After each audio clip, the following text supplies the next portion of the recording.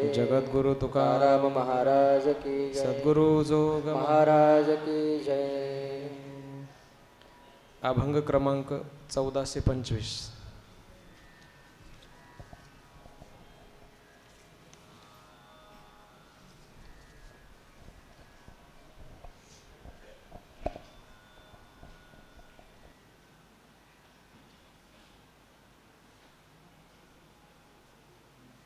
वाचू अभंग का म्हणायचं आहे?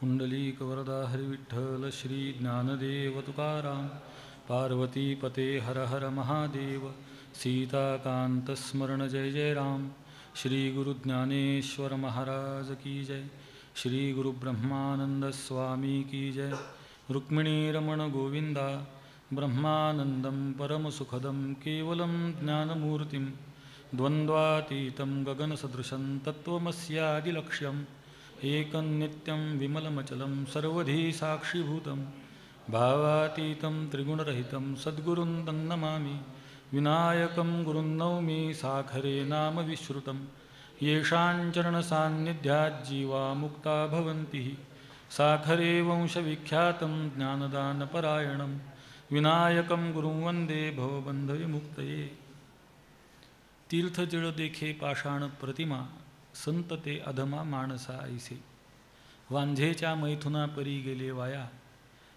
बांडेल्याचे जाया झाले पीक अभाविक सदा सुतकी चांडाळ सदा तळमळ चुकेची ना तुका म्हणे वरदळी ज्याची दृष्टी देहबुद्धी कष्टी सदा दुःखी.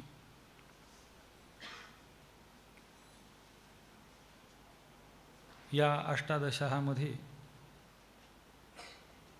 तुकोपनिषदाचं काही चिंतन चालू आहे.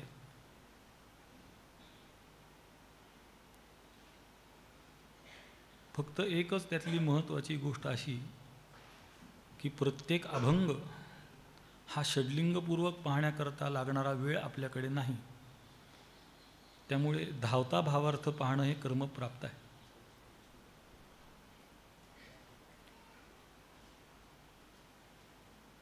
परमार्थामध्ये मनुष्याचे जे 4 प्रकार केले त्यातला पहिला आहे पामर, मग आहे विषयी, मग आहे मुमुक्षु आणि मग आहे मुक्त. विषयी मुमुक्षु होऊ शकतो, मुमुक्षु मुक्त होऊ शकतो, पण पामराला जर उद्धारापर्यंत जायचं असेल तर संत शरणागतीशिवाय दुसरा उपायच नाही. सामान्यतः मौलींनी जी ज्ञानीपुरुषाची दृष्टी सांगितली त्याच्या पूर्ण उलटी दृष्टी असणाऱ्या मनुष्याचं हे वर्णन आहे. माऊली असं लिहितात, या उपाधी माझी गुप्त चैतन्य असे सर्वगत ते तत्वज्ञ संत स्वीकारिती.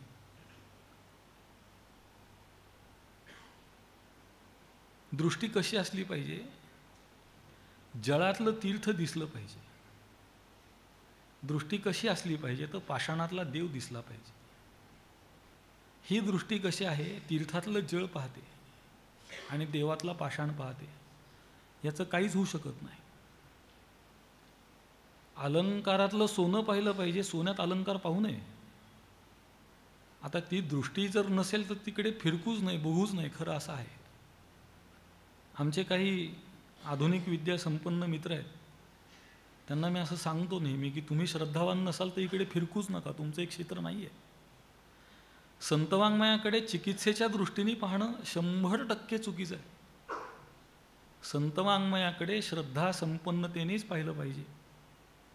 म्हणजे जर तुम्हाला मोक्षाची इच्छा असेल, सर्व बंधनातून मुक्त होण्याची इच्छा असेल तर श्रद्धा संपन्न असल्याशिवाय परमार्थामध्ये प्रवृत्त होऊ नये. मग याची दृष्टी कशी आहे? तीर्थ जळ देखे, तीर्थातलं पाणी पाहतो. आता आपण सगळे वारकरी सांप्रदायिक भाविक भक्त इंद्रायणी मातेचं पाणी तीर्थ म्हणून प्राशन करतो. त्याचं कारण ऋषिजुष्ट जलाला तीर्थत्व प्राप्त होतं.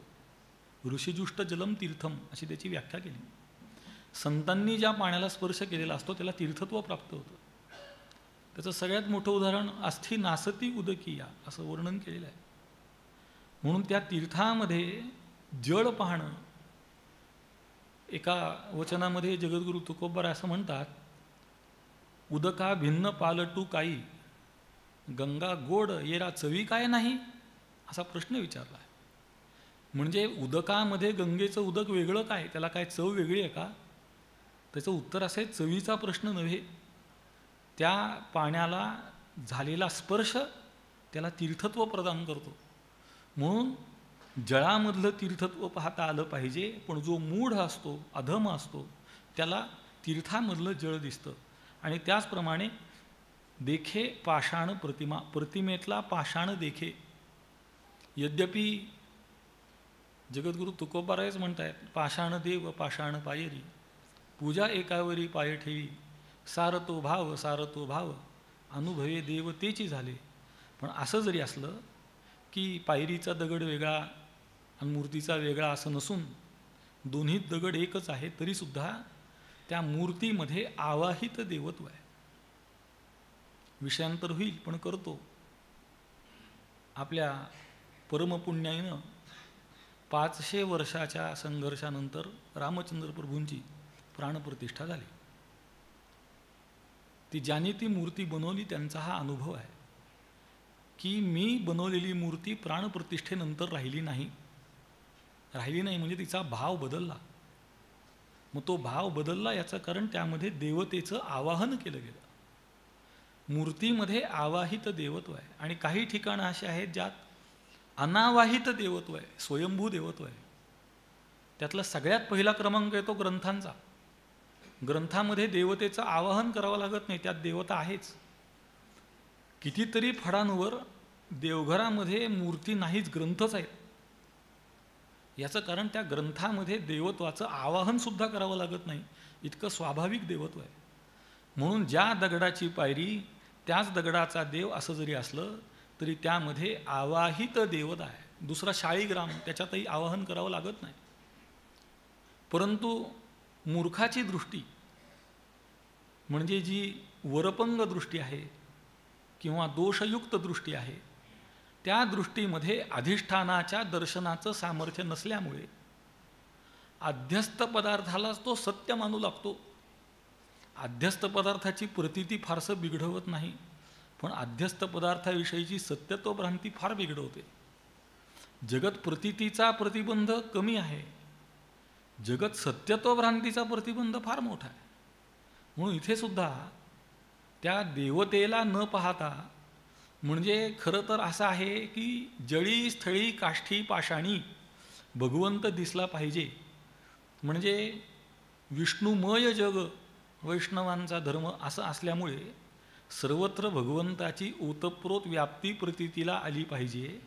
पण असं न होता जिथे आवाहित देवत्व आहे तिथेही त्याला देवत्वाचं भान, देवत्वाचं ज्ञान न होता त्यामध्ये असलेल्या पाषाणाचं ज्ञान होतं.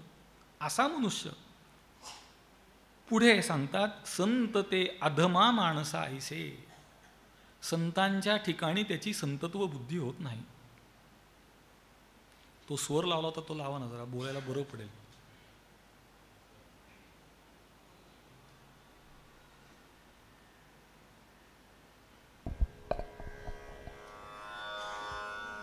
बारीक ठेवा. आयुष्य सगळं स्वरात, लयीत, तालात असं पाहिजे.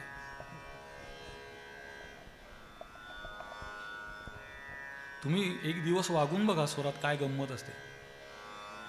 बोलणंही स्वरात असलं पाहिजे. माझा एक मित्र आहे, चांगला गायक आहे. तर आम्ही एका सरकारी कार्यालयात गेलो. तर ते सरकारी कार्यालय बहुतेक 1857 मध्ये बांधलेलं. पंखाही तेव्हाचाच होता. तो असा फिरताना आवाज करत होता, गुई गुई गुई गुई. तर हा गायक असल्यामुळे आणि चांगला आहे, स्वरचिंतन करणारा आहे, त्यांनी त्या पंख्याचा स्वर धरला. गुई गुई सा असा स्वर धरला आणि त्या पंख्याच्या स्वराबरोबर स्वराचं चिंतन केलं. काही त्रास झाला नाही, आनंद आला. म्हणून ते स्वर पाहिजे. असो,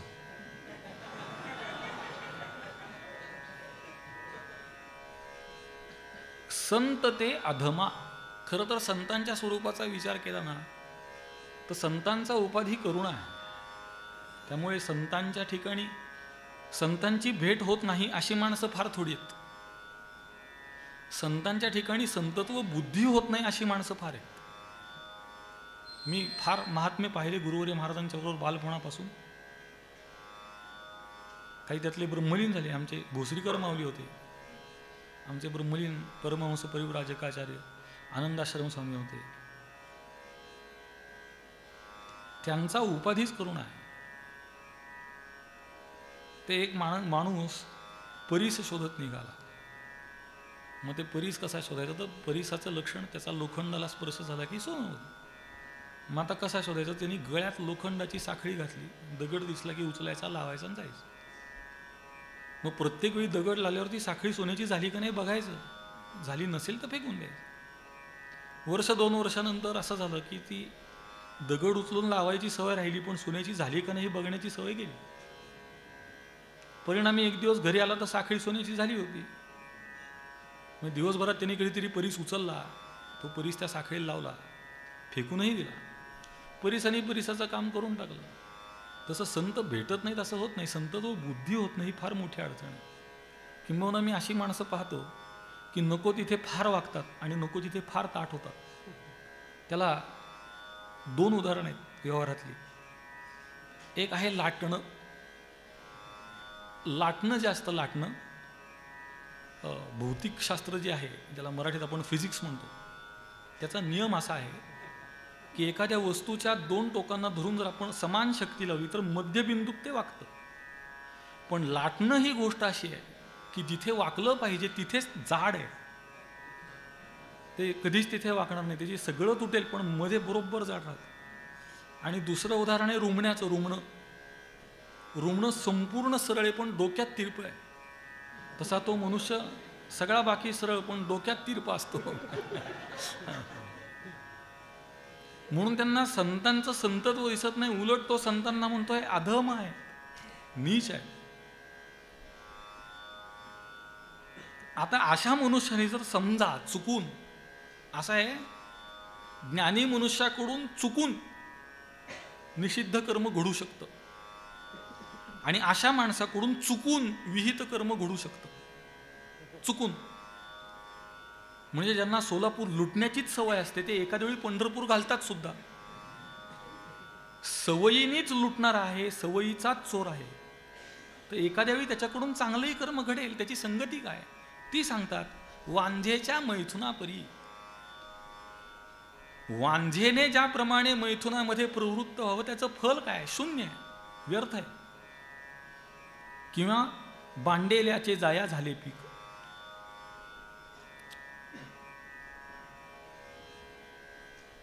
एक चाफ्याचं झाड आम्ही आश्रमात लावलं, त्याला फूलच आलं नाही. तर एक तज्ज्ञ आले वनस्पती शास्त्रातले, त्यांनी सांगितलं या झाडाची जात पुरुष जात आहे, त्यामुळे हे फूल धरणार नाही. मला माहीत नसलेली एक गोष्ट जी कळाली ती सांगतो. दगडामध्ये सुद्धा जाती आहेत. स्त्री जातीचा दगड, पुरुष जातीचा दगड, असं दगडात जाती आहेत. त्या मूर्तिकारांनी सांगितलेली गोष्ट आहे. आणि स्त्री जातीच्या दगडामध्ये जर पुरुष मूर्ती निर्माण केली तर ती पूर्णत्वाला जात नाही. पुरुष जातीच्या दगडातच पुरुष जातीची मूर्ती होते. मग ते ओळखायचं कसं, तर त्यांनी सांगितलं मी त्या दगडाशी संवाद साधतो, बोलतो आणि एका मर्यादेनंतर तो दगड माझ्याशी बोलतो. मग मला कळतं की हा कोणत्या जातीचा, पुरुष जातीचा आहे का स्त्री जातीचा. तसं हे बांडेलं पीक म्हणजे पुरुष जातीचं जे पीक आहे त्याला कणीस कधीच लागत नाही, त्याला फळ येत नाही. किंबहुना माऊलींनी संसाराचं वर्णन करताना या फळना चुंबिता फुलना तुरुंबिता येरतो पंडुसुता रुखूच या. तुम्ही त्याला कितीही दोहन केलं बैलाचं दूध कधी निघणार नाही, तशी गोष्ट आहे. म्हणून त्यांनी जर एखाद्या वेळी काही चांगलं केलं, त्याच्याकडून काही चांगलं घडलं. आता अर्थात याला अपवाद आहेत, हे नियमाने घडतं असं समजू नका. सगळ्यात प्रसिद्ध अपवाद सांगायचा झाला तर आजामिळ्याचा अपवाद आहे. आजामिळ्याने आपल्या मुलाचं, एका 10व्या मुलाचं नाव नारायण ठेवलं, मरताना त्याला हाक मारली तर मुक्त झाला, अशी कथा आहे. हा अपवाद आहे. सामान्यतः हे घडत नाही. त्याच्या हाक मारण्यातली आर्तता कशी आणता येईल? जे सामान्य रूपाने असे आहेत ना, तीर्थामधलं जळ पाहणारे, देवामधला दगड पाहणारे, त्यांना ती आर्तता आणता येत नाही. ती आर्तता त्याच्या ठिकाणी काही पूर्वपुण्यही असेल त्याची, म्हणून आली आणि त्याचं ते फल आहे. अभाविक सदा सुतकी चांडाळ. जगद्गुरु तुकोबरायांची भाषा आहे. कितीतरी वेळा असं आहे की त्या भाषेला उच्चारताना सुद्धा धडधड वाढते, इतकी कडक भाषा. आणि आता आपल्यापैकी किती जणांनी तो अनुभव घेतला माहीत नाही. देहू हे जे गाव आहे ती वैराग्याची भूमी आहे. तर त्या भूमीत गेल्याबरोबर ते वैराग्य जाणवतं, तो कडकपणा जाणवतो. आणि आळंदी ही जी भूमी आहे ती, आळंदीचं नाव कसं पडलंय तर अलमदीयते असं आळंदीचं नाव पडलंय, तृप्ती प्रदान करणारी भूमी. म्हणून जगद्गुरु तुकोबरायांची भाषा अतिशय कडक आहे, अतिशय धारदार आहे. म्हणून त्याला सांगतात हा चांडाळ आहे, सुतकी आहे. आणि कसा? सदा सुतकी आणि सदा चांडाळ. सुतकाची मर्यादा 10 दिवस, 11व्या दिवशी सुतक फिटलं. आता कोण सोयरही पाळत नाही, सुतकही पाळत नाही. किंबहुना धर्माचं आचरण करा असं म्हटलं तर गुन्हा दाखल होतो, लक्षात घ्या. अशी परिस्थिती आहे. पण आपण, म्हणजे मी तरी सांगत राहीन, कारण संतांनी जे सांगितलं ते आपण सांगितलंच पाहिजे असं आहे. म्हणून ते सांगतात हा कसा आहे? सदा सुतकी सदा चांडाळ. आणि त्याची अवस्था सदा तळमळ चुकेची ना. त्याची तळमळ कधी चुकत नाही. खरं तर असं आहे की तळमळ चुकावी म्हणून परमार्थ केला पाहिजे. पण असा जो अभाविक आहे, सुतकी आहे, चांडाळ आहे, त्यांनी कितीही धर्मकृत्य केलं, कितीही चांगलं वागण्याचा प्रयत्न केला, तरी सुद्धा त्याची तळमळ जात नाही. याचं कारण काय? तर याचं कारण आहे त्याची निष्ठा नाही.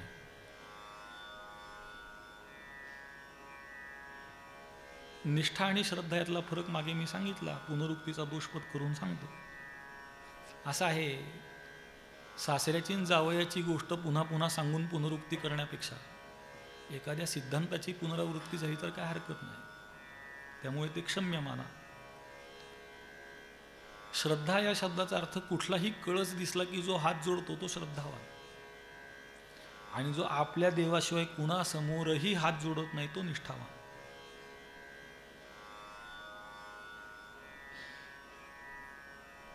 राजकारणामध्ये किंवा सरकारी लोकांमध्ये एक स्वभाव धर्म आहे, त्याचं नाव आहे लोचटपणा किंवा लाळ घोटेपणा.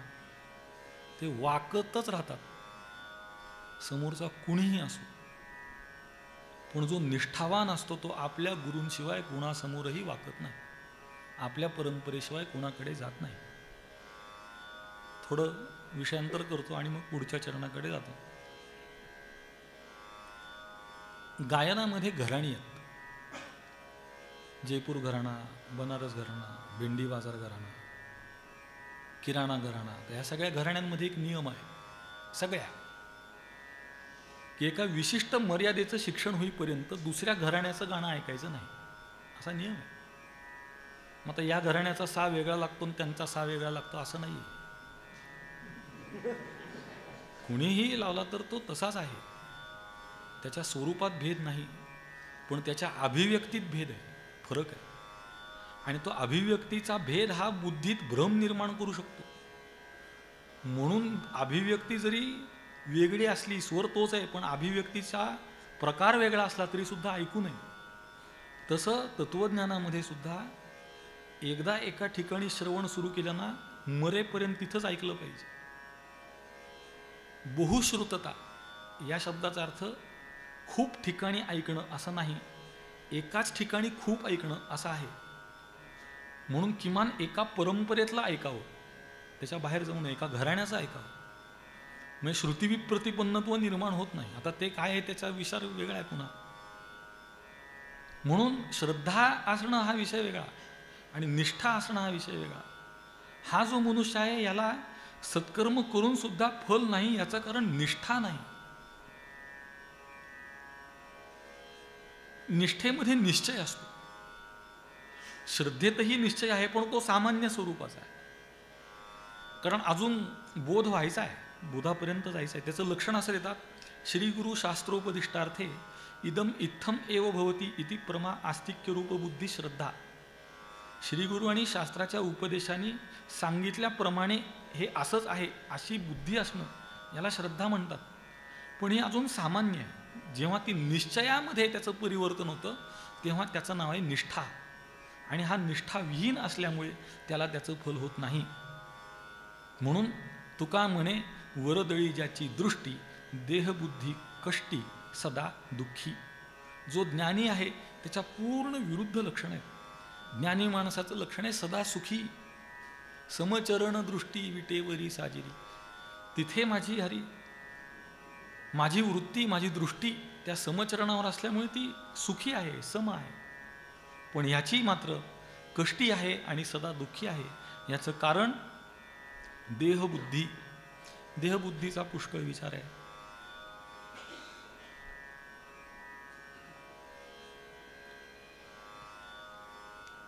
अभंगांची संख्या आणि अभंगांचा आकार आणि वेळ याचं गणित काही बसेल असं वाटत नाही मला.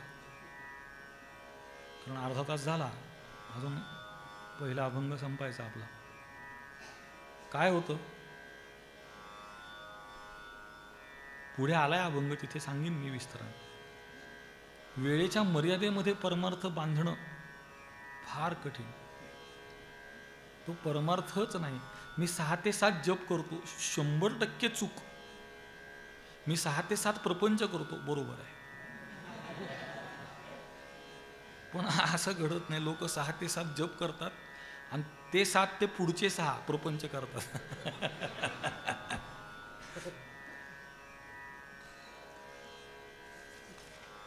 मी मागे सांगितलं होतं एकदा, मनुष्याच्या प्रपंचावर परमार्थाचा प्रभाव दिसणं उचित आहे, पण मनुष्याच्या परमार्थावर प्रपंचाचा प्रभाव दिसणं फार चूक आहे.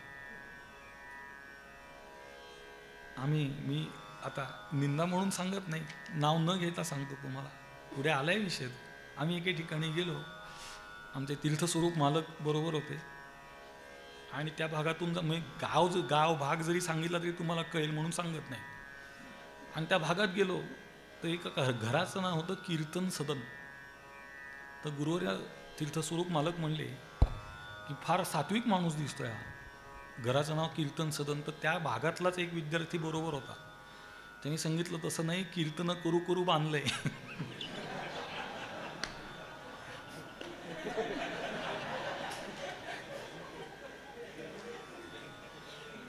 हा कुठला परमार्थ आहे, कुठल्या तत्वात बसतंय? प्रपंच करावा तर प्रपंच म्हणूनच करावा, किंबहुना वेगळी परमार्थापेक्षा प्रामाणिक प्रपंच करणारा श्रेष्ठ आहे असं लक्षात ठेवा. पुढे सांगतायत, नव्हे मातोळ्याचा बाण नीच नवा नारायण. सुख उपजे श्रवणे खरे टांकसाळी नाणे. लाभ हातो हाती अधिक पुढती पुढती. तुका म्हणे नेणो किती पुरोनी उरले पुढती. हा जो माल आहे, हा माल मतोळ्याचा नाही. मतोळा याचा अर्थ होतो जुना, कुचकट. पुण्याला मंडई आहे, तर नवीन मंडई सोडा, जुनी मंडई आहे. तर त्या मंडईचं जे बांधकाम आहे ते असं गोलाकार आहे आणि त्या गोलाकार आकारामध्ये बाहेर एक बाजार आहे, बाहेरच्या वर्तुळात, त्याच्या आतल्या वर्तुळात, त्याच्या आतल्या वर्तुळात असं आहे. मी मंडई विद्यापीठाचा विद्यार्थी आहे, त्यामुळे मला ते ज्ञात आहे सगळं. तर तिथे रचना अशी केली आहे की सगळ्यात बाहेर पालेभाज्या असतात. तर ह्याच्या मागचा हेतू काय? हेतू हा आहे की पालेभाजी सगळ्यात लवकर खराब होते, त्यामुळे ती सगळ्यात लवकर विकली गेली पाहिजे. म्हणून गिऱ्हाईक आल्याबरोबर पहिलं त्याच्या हाताला पालेभाजी लागली पाहिजे, म्हणून सगळ्यात बाहेर पालेभाजी आहे. त्याच्या आत फळभाज्या आहेत. फळभाज्या पालेभाज्यांपेक्षा थोड्या अधिक टिकतात. त्याच्या आतमध्ये कांदा बटाटा वगैरे अशाचा बाजार आहे. त्याच्या आत सुकामेवा जो वर्ष टिकतो आणि महागही असतो, त्याचं गिऱ्हाईकही वेगळं आहे, ते तेवढं चालण्याचे कष्टही घेतं. म्हणून तो बाजार सगळ्यात आत, आणि जो नाशिवंत मालाचा आहे तो सगळ्यात बाहेर. तर आमच्याकडचा जो माल आहे ना, तो मतोळ्याचा नाही, कुचकट नाही, नाशिवंत नाही. गीता तत्वाविषयी माऊली लिहितात ना, तैसे नित्य नूतन देखीजे गीता तत्व. तर त्याप्रमाणे आमच्याकडचा माल काय आहे, तर नीच नवा नारायण. हे वाचल्यावर मला असं वाटलं की हा शब्द नीत नवा असा असावा, नित्य नवा अशा अर्थाने. नीच का लिहितील, कारण नीच हा शब्द आपल्याला एकाच अर्थाने माहिती आहे. नीच म्हणजे हलकट, नीच म्हणजे खालच्या दर्जाचा. तर नीच या शब्दाचा इथे अर्थ होतो ज्याला खोली आहे, सखोल. सखोल असणारा आणि नवा असणारा, त्याला खोली आहे. सुख उपजे श्रवणे, त्याच्या श्रवणाने, त्याच्या नामश्रवणाने सुखप्राप्ती होते. माऊलीच एके ठिकाणी असं म्हणतात, तरी अवधान एकले दीजे, मग सर्व सुखासी पात्र होईजे. हे प्रतिज्ञोत्तर माझे उघड आहे ग. तुम्ही फक्त अवधान दिलं पाहिजे. कीर्तन करताना बऱ्याच ठिकाणी मला अनुभव आहे, विशेषतः जेव्हा पैठणला वगैरे जातो, आपण कीर्तन करताना आजूबाजूला 5-6 ठिकाणी कीर्तनं सुरू असतात शेजारीच. आपला एक स्वर असतो, त्याच्यात आपला पखवाज वेगळ्या स्वरात असतो, आपला विणा वेगळ्या स्वरात असतो, आपण वेगळ्या स्वरात असतो. म्हणजे 3 स्वर तर तिथंच झाले.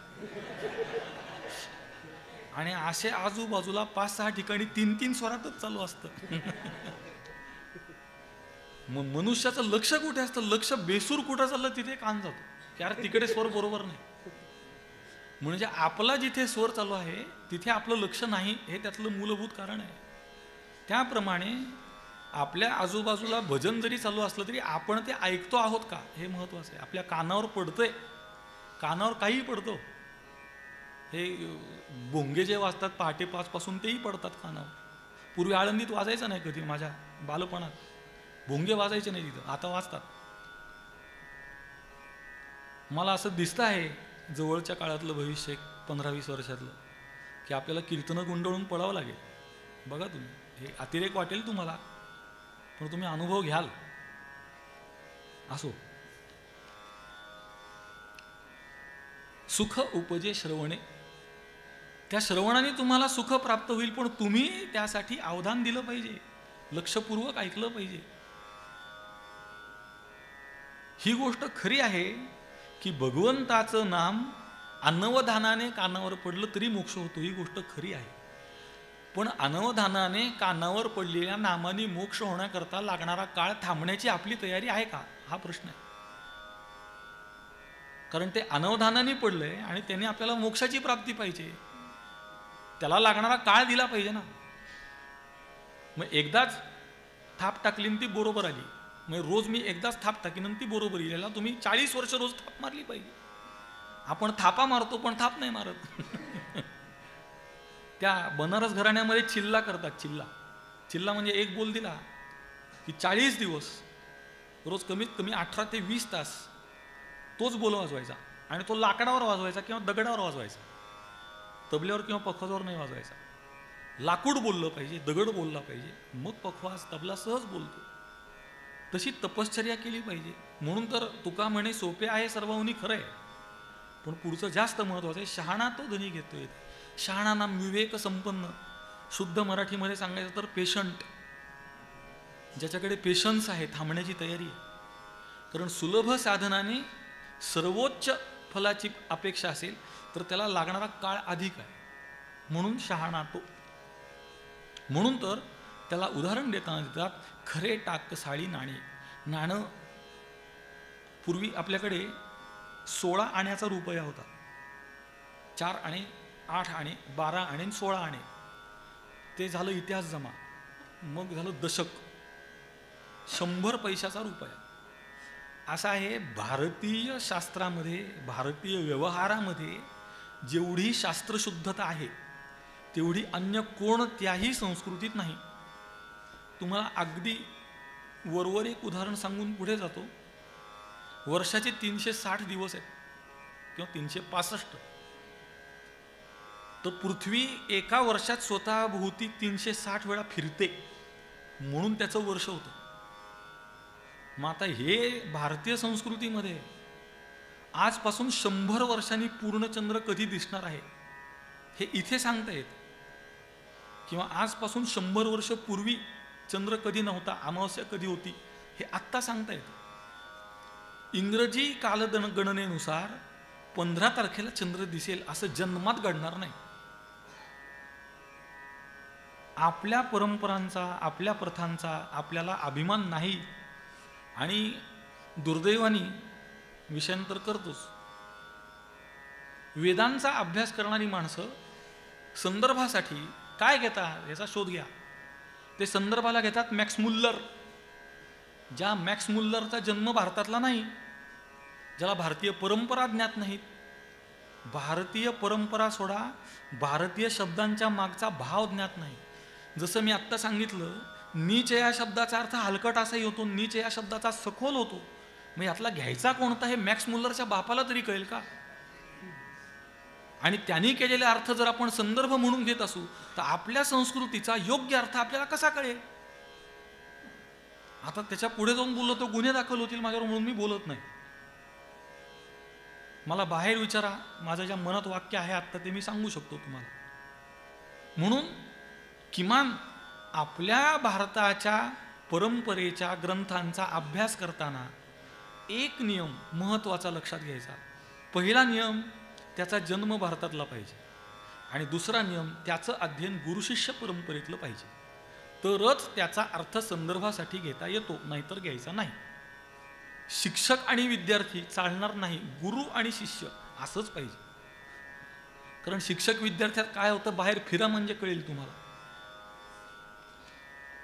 गुरुवर्य महाराज सांगण्याच्या पूर्वी आवडता विद्यार्थी कोणता, ज्याला शिक्षकाचा वीक पॉइंट माहीत असतो तो.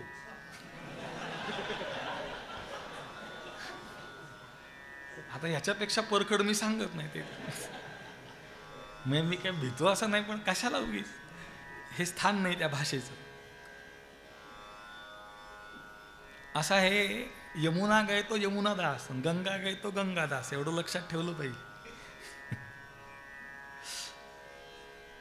आणि या नामाचं महात्म्य असं आहे, लाभ हातो हाती, अधिक पुढती पुढती. या मालाचा तुम्ही जेवढा लाभ तुम्हाला होईल तेवढा तो अधिक वाढत जातो, पुन्हा पुन्हा वाढत जातो. असा हा माल आहे. तो माल आहे नारायण भगवंत. जगद्गुरु तुकोबाराय सांगतात, तुका म्हणे नेणू किती पुरोनी उरले पुढती. आजपर्यंत जेवढ्यांनी या नारायण रूपी मालाचा स्वीकार केला, त्या नारायण रूपी मालाचा लाभ घेतला, त्या सगळ्यांना पुरून अजून तेवढाच शिल्लक आहे. हा त्या मालाचा मोठेपणा आहे. मीराबाई लिहित आहे, माई मैने गोविंद लीनो मोल, कोही कहे छाने कोही कहे चुपके, लियोरी बजंता ढोल. कोणी म्हणतं की हा छाने म्हणजे चाळून घेतलाय, कोणी म्हणतं चुपके हळू चोरून आणलाय, पण लियोरी बजंता ढोल, मी ढोल वाजवून त्याला विकत घेतलेला आहे. कोई कहे महंगो कोई कहे सस्तो, लियोरी तराजू तोल. कोण म्हणतं हा महाग आहे, कोणी म्हणतं स्वस्त आहे, पण मी मात्र त्याला माझ्या भक्तीच्या मापाने मोजून घेतलेला आहे. कोई कहे कालो कोई कहे गोरो, लियोरी अमोलक मोल. हा अमूल्य अशा मोलाला मी विकत घेतलेला आहे. कोई कहे घर में कोई कहे बन में, राधा के संग कलोल. कोणी म्हणतं हा घरात आहे, कोणी म्हणतं वनात आहे, पण हा राधेबरोबर क्रीडेमध्ये रत झालेला आहे. मीरा के प्रभू गिरधर नागर आवत प्रेम के मूल. हा जो माल आहे तो प्रेमाच्या मोलाने विकत मिळणार आहे, म्हणून तो नित्य नवा आहे, सखोल आहे. आणि असा नारायण रूपी माल आपल्याला या जन्मात हाती लागला पाहिजे. पुढे आहे घातला दुकान. संतांनी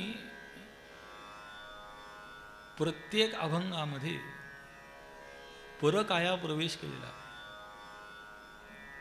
कारण त्यांच्या स्वरूपाच्या दृष्टीने जर तुम्ही विचार कराल त्यातला एकही अभंग त्यांना लागू नाही, एकही.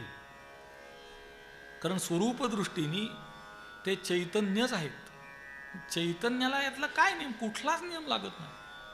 मग कसं काय त्यांनी केलं? ते परकाया प्रवेश आहे. ज्याच्या भूमिकेतून सांगायचं आहे त्याच्या भूमिकेत प्रवेश करून बोलतात. फार कठीण आहे. मी गेली काही वर्ष म्हणजे आत्तापर्यंतच्या आयुष्यातला जवळजवळ 60% काळ माझा न्यायालयात जातो, कोर्टात जातो. म्हणजे मी गुन्हेगार नाही पण जातो. तर तिथे गेल्यावर परिस्थिती अशी आहे की जे मिळेल त्याला न्याय म्हणावं लागतं. न्याय मिळतो असं नाही, मिळेल तो न्याय. किंवा न्यायालयात काय मिळतं तर न्यायालयात वकील मिळतो, कोर्ट मिळतो, स्टॅम्प मिळतो, बँड मिळतो, मग ते इथे लावतात, तो सगळं मिळतं. फक्त न्याय मिळत नाही, बाकी सगळं मिळतं. अशी परिस्थिती आहे. त्यामुळे माणसं दुसऱ्याच्या बाबतीत न्यायाधीश असतात आणि स्वतःच्या बाबतीत वकील असतात. अशा लोकांना संत वाङ्मय कळूच शकत नाही. किमान जो स्वतःच्या बाबतीत न्यायाधीश आहे आणि दुसऱ्याच्या बाबतीत वकील आहे त्याला संत वाङ्मयाचं काही पुसट तरी ज्ञान होऊ शकतं. जो प्रत्येक वेळी कारणं देतो, चुकीचं समर्थन करतो आपल्या स्वतःच्या, त्याला कधीही संत वाङ्मयाचा अर्थ कळू शकणार नाही. म्हणून इथे जगद्गुरु तुकोबाराय एक दुकानदाराचं रूपक करून सांगतायत. घातला दुकान देती आली यासी दान. हे संतांनी दुकान घातले आणि ते काय करतात, आलेल्या ग्राहकांना. आता दुकानाचं पहिलं काम असं आहे की कोणतीही गोष्ट फुकट मिळत नाही, त्याला दुकान म्हणतात. पण हे दुकान असं विशेष आहे की या दुकानामध्ये दान दिलं जातं, विकलं जात नाही. असे संत उदार. उदार संत हे उदार आहेत. उदार या शब्दाचा अर्थ हातचं न राखता देणे, त्याला उदार म्हणतात. आपल्याकडे दानशूर अनेक लोकांना म्हटलं जातं, पण त्या दानशूरतेमागची गंमत सांगतो तुम्हाला.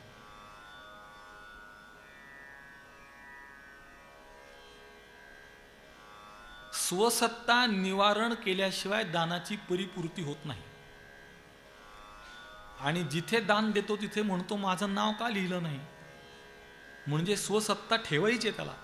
आणि तरी सुद्धा समोरच्यानी म्हटलं पाहिजे की ह्यांनी मला दान दिलं. खरी गोष्ट सांगतो तुम्हाला, देणाऱ्यांनी कृतज्ञ असलं पाहिजे. सत्पात्री दानाचं एक लक्षण असं आहे, पुढे आहेच आहे, की मागितल्याशिवाय योग्य ठिकाणी जाणं, याला सत्पात्री दान म्हणतात. आणि ज्यांनी दान घेतलं त्याचा उपकार आहे की त्याच्यामुळे याला दाता म्हटलं गेलं. म्हणून दात्यांनी कृतज्ञ असलं पाहिजे, घेणाऱ्यांत असलंच पाहिजे. हल्ली दाता आणि घेणारा असं राहिलंच नाहीये, मिंधे झाले. पुढे आहे विषय, तेव्हा करू आपण विस्तार त्याचा.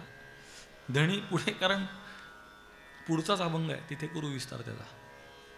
माग त्याची पुरे, जो मागतो त्याची तर आस पूर्ण होतेच, आणि ती होऊनही भरले अनंत भांडार. नाही, धणी आणि कांसी पुरे. तर इथे अन्वय करावा लागतो. माग त्याची पुरे धणी, इथे थांबायचं.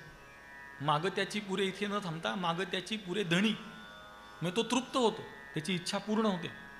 आणि त्याची धणी पूर्ण होऊन आणि कांसी उरे, दुसऱ्यांना तो अजून शिल्लक राहतो. तुका म्हणे पोते देवे भरिले नव्हे रीते. एक सुभाषितकार असं सांगतात, न चोरहार्यम न च राजहार्यम न भ्रातृभाज्यम न च भारकारी व्यये कृते वर्धत एव नित्यम विद्याधनम सर्वधन प्रधानम. त्याप्रमाणे तोच भाव इथे सांगतात. किंवा हे धन कसं आहे तर परमार्थ महाधन जोडी देवाचे चरण व्हावया जतन हे उपाय लाभाचे. किंवा तुका म्हणे देह भरिला विठ्ठले काम क्रोधे केले घर रीते, अशा अर्थाने इथे जगद्गुरु तुकोबाराय सांगतायत.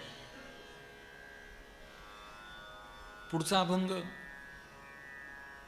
खास कीर्तन प्रवचन करणाऱ्यासाठी आहे. नरस्तुती आणि कथेचा विकरा, हे नको दातारा घोडो देऊ. नर या शब्दाला दोन प्रकारची अर्थदृष्टी आहे. एक, नर या शब्दाचा अर्थ होतो नर नारायण, यातला जो नर. तर तिथे नर शब्दामध्ये नृ धातू आहे आणि नर याचा अर्थ होतो जनान तारयती, जो दुसऱ्याचा उद्धार करतो त्याचं नाव नर, असा नर शब्दाचा एक अर्थ आहे. आणि इथे जो नर शब्द आलेला आहे याचा अर्थ होतो संसारी जीव. तर इथे संसारी जीवाची स्तुती आपल्याकडून घडू नये. मी आत्ता एका भागात कीर्तनाला गेलो, आता तेही भाग सांगितलं तर माणूस कळेल म्हणून भागही सांगत नाही, माणूसही सांगत नाही. तर तिथे तो व्यक्ती येऊन बसली, ते माझी कोणीतरी होते तिथले प्रतिनिधी. इथं आजीला कोण विचारेना, माझीला कोण विचारतो. तर मला येऊन कानात एकाने सांगितलं, त्यांचं नाव घेऊन हाड घेत नाही मी, माणसाचं नाव घ्यायला आलो का इथं, मी देवाचं नाव घ्यायला आलो. मग ज्ञानदेव तुकाराम झालं, कीर्तन झालं. मग ते आले माझ्याजवळ स्वतः, म्हणले माझ्याबद्दल 2 शब्द बोला. म्हणलं तुमची माझी नाही ओळख, आणि 2 शब्द काय बोला. म्हणलं काय नाही, माऊलींनी यांना सद्बुद्धी द्यावी अशी प्रार्थना करतो, दुसरं काय. मग हेच बोललो मी, काय बोलणार दुसरं. नरस्तुतीचं फल काय, कीर्तन ज्यांनी ठेवलं त्याची स्तुती काय होईल, 1000 रुपये वाढतील पाकिटात, हाट. तेच तर लिहिलं. कथेचा विकरा करू नये, विक्रय करू नये. एक वेळ जोडे शिवावे, संडास घासावेत. मी घासतो स्वतः. वारीमध्ये येऊन जेवढे भाविक संडास वापरून जातात, आमचे सगळे संडास तुंबतात, मी स्वतः हाताने स्वच्छ करतो. करावं, काही अडचण नाही. मग कथेचा विक्रय करण्यापेक्षा कधीही चांगलं आहे. कथा विकणाऱ्याला नरकात जागा नाही, लाज वाटत नाही लोकांना. आता एक परत नाव न घेता गोष्ट सांगतो तुम्हाला. एक गृहस्थ कीर्तन करणारे, त्यांच्याकडे एक विद्यार्थी होता. तो पुढे जाऊन प्रसिद्ध झाला. आता हल्ली प्रसिद्ध कोण होतो, जो नरस्तुती करतो तो प्रसिद्ध होतो. पण त्यांनी काय कशाने झाला आपल्याला माहित नाही. मग त्याच्या गुरुला असं वाटलं की ह्याचं कीर्तन आपल्याकडे ठेवावं. गुरुला वाटलं शिष्याचं आपल्याकडे कीर्तन ठेवावं. गुरु गेले भेटायला की असा असा आपला वार्षिक सप्ताह असतो, तर तू ये. तो म्हणला आधी 50,000 ठेवा, असं तो बोलला. त्याशिवाय मी येत नाही म्हणला.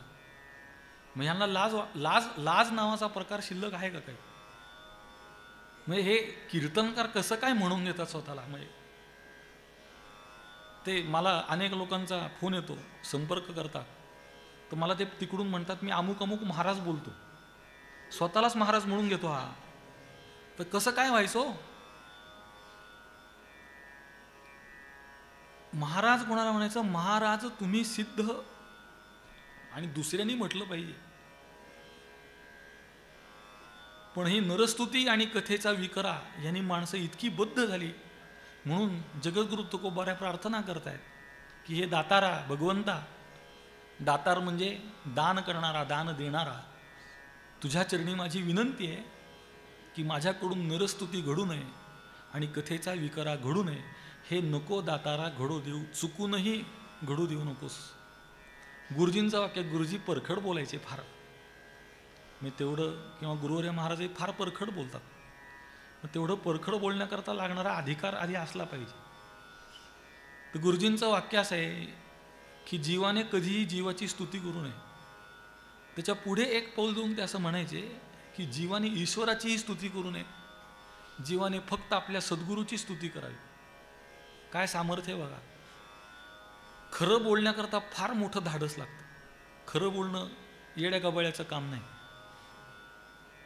1986-87 साली आपल्या आश्रमातला नियम असा आहे की एकदा तारीख दिली की आश्रमातलं कुणीही आलं तर चाललं पाहिजे, अमुकच व्यक्ती आली पाहिजे असा आग्रह चालत नाही.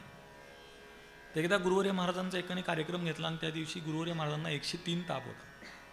मग गुरुवर्य महाराज एका विद्यार्थ्याला म्हणले, तू कीर्तन करून ये. मग ते गेले, कीर्तन केलं. कीर्तनाचा अभंग होता, सत्य साच खरे, नाम विठोबाचे बरे.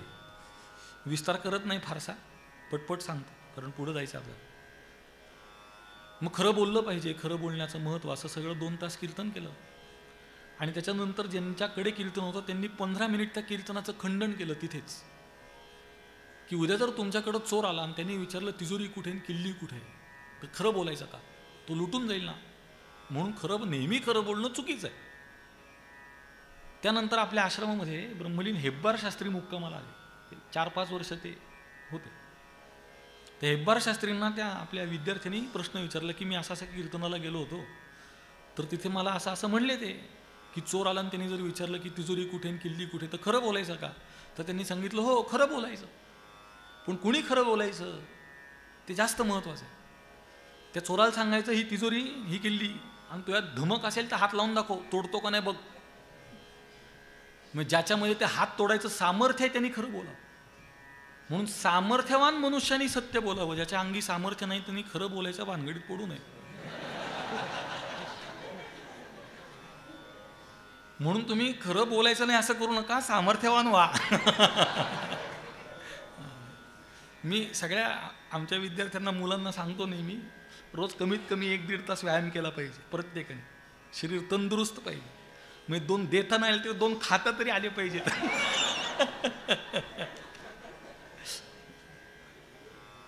तोच हे सांगू शकतो की मी नरस्तुती करणार नाही, मी कथेचा विक्रय करणार नाही. धाडस लागतं याला. म्हणून ऐसी एक कृपेची भाकितो करुणा, या कृपेची मी तुमच्याकडे करुणा भागतो.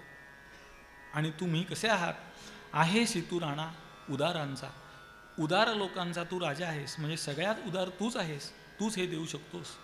अजून काय रे.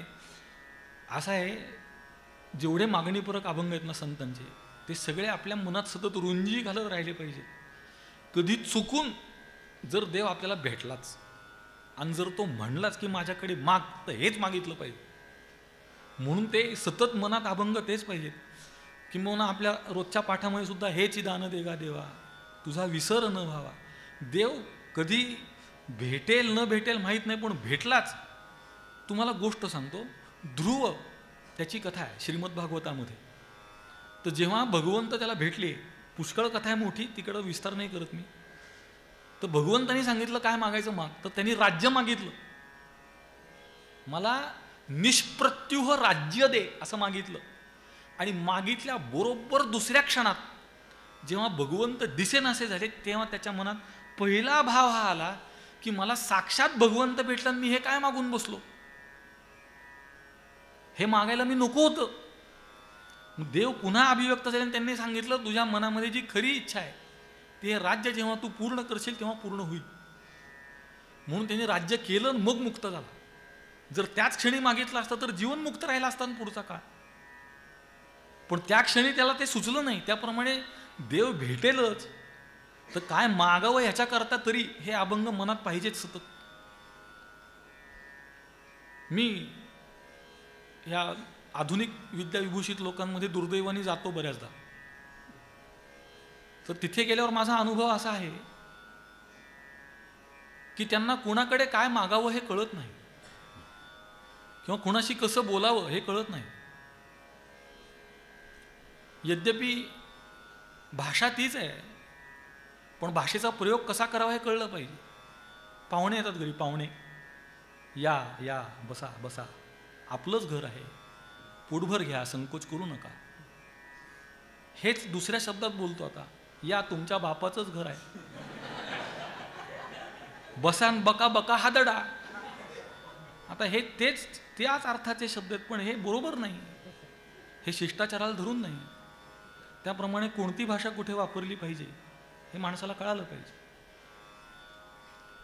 न्यायालयामध्ये तो न्यायाधीश बसतो ना, तो स्वतःला देव समजतो, लक्षात ठेवा. मी वकील आहे स्वतः, मला माहीत आहे सगळ्या गोष्टी, म्हणून सांगतो तुम्हाला. काही विशिष्ट शब्द उच्चारून जर त्याला उल्लेख केला नाही तर तो शिक्षा करतो, दिवसभर उभा राहा म्हणतो मागे. फक्त त्याच्या नावाचा नीट उच्चार केला नाही तर. युअर लॉर्डशिप, युअर ऑनर, आदरपूर्वक उच्चार करायचा तर तो उभा करतो तिथं. वकिलीतलं पहिलं शिक्षण तेच आहे. म्हणजे कोणासमोर कसं बोललं पाहिजे हे ज्याला कळत नाही त्यांनी व्यवहार करू नये. आता हल्ली बापाला आईला मुलं फार फार चुकी मम्मी पप्पा म्हणतात. मी वारकरी पाहिले ज्यांची मुलं मम्मी, लाज वाटत नाही का मम्मी पप्पा म्हणायला? आपली भाषा किती समृद्ध आहे. नाना, तात्या, आप्पा, भाऊ, दादा, किती शब्द आहे. आई, माय, अम्मा, किती चांगले शब्द आहेत. आमच्या आजीलाच आम्ही अम्मा म्हणत होतो. हे चांगले शब्द आहेत, वापरले पाहिजेत, पण ते वापरत नाही. त्याचं कारण मनुष्याला कुठे काय मागितलं पाहिजे हे कळत नाही. पुढे अजून एक मागणं आहे. पराविया नारी आणि परधना नको देऊ मनावरी येऊ. परद्रव्य परनारी यांचा धरी विटाळ.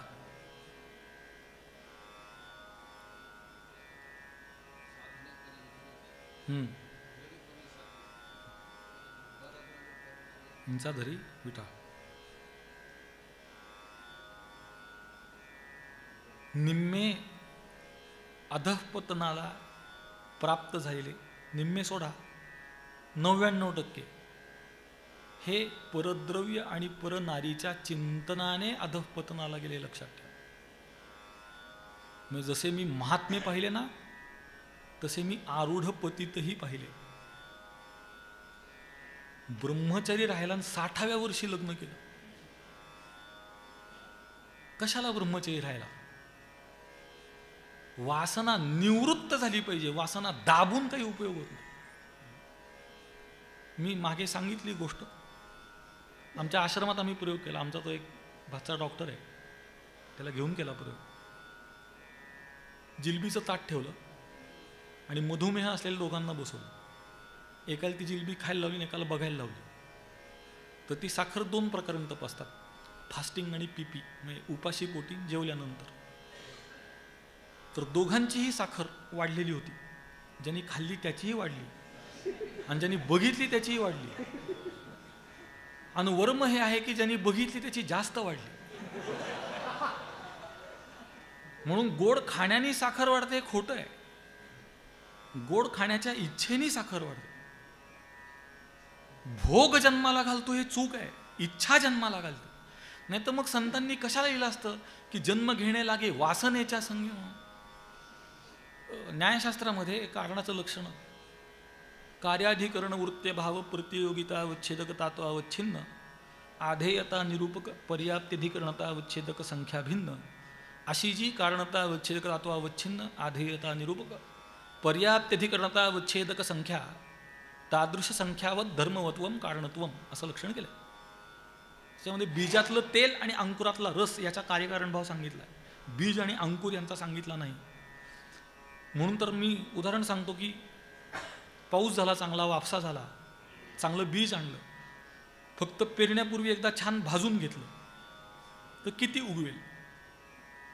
100तला 1 तरी उगवेल का? नाही उगवणार. त्याचं कारण आता अंकुराला जन्माला घालण्याचं सामर्थ्य त्यात राहिलं नाही. बीज बाहेरून जरी तसंच दिसत असलं तरी अंकुराचा जन्म होण्याकरता त्याच्या आतलं तेल राहणं आवश्यक होतं, ते आता संपलं. त्याप्रमाणे पुढच्या जन्माचं बीज वासना घालते. देह राहिला तरी बिघडत नाही, वासना गेली पाहिजे, इच्छा निवृत्त झाली पाहिजे. म्हणून तर ब्रह्मीभूत दादांनी वैराग्याच्या लक्षणामध्ये इहलोकापासून ब्रह्मलोकापर्यंत अनुकूल मानलेल्या भोगाच्या त्यागाच्या इच्छेस वैराग्य म्हणतात लिहिलं. त्यागाला वैराग्य म्हणत नाहीत. त्याग हा त्याचा परिणाम आहे, वैराग्याचा परिणाम आहे, विषयाचा त्याग होणं. वारकरी माळ घालतो, बरोबर, माळ घालतो तो वारकरी हे चूक. प्रसिद्ध उदाहरण म्हणजे वारीत येणारा चोर. वारीत येणारा चोर वारकऱ्यापेक्षा मोठ्या माळा घालतो, लक्षात ठेवा. मग तो वारकरी नाही, तो चोर आहे, माळ घालून चोर आहे, लक्षात ठेवा. वारकरी माळ घालतो, बरोबर आहे, कारण त्याच्या मनामध्ये हा देह मी भगवंताला समर्पित केला, त्याच्यावर तुळशीपत्र ठेवलं, याचं ते स्मरणपत्र आहे, तुळशीची माळ, म्हणून तो घालतो. म्हणून वारकरी माळ घालतो, बरोबर, माळ घालतो तो वारकरी हे चूक.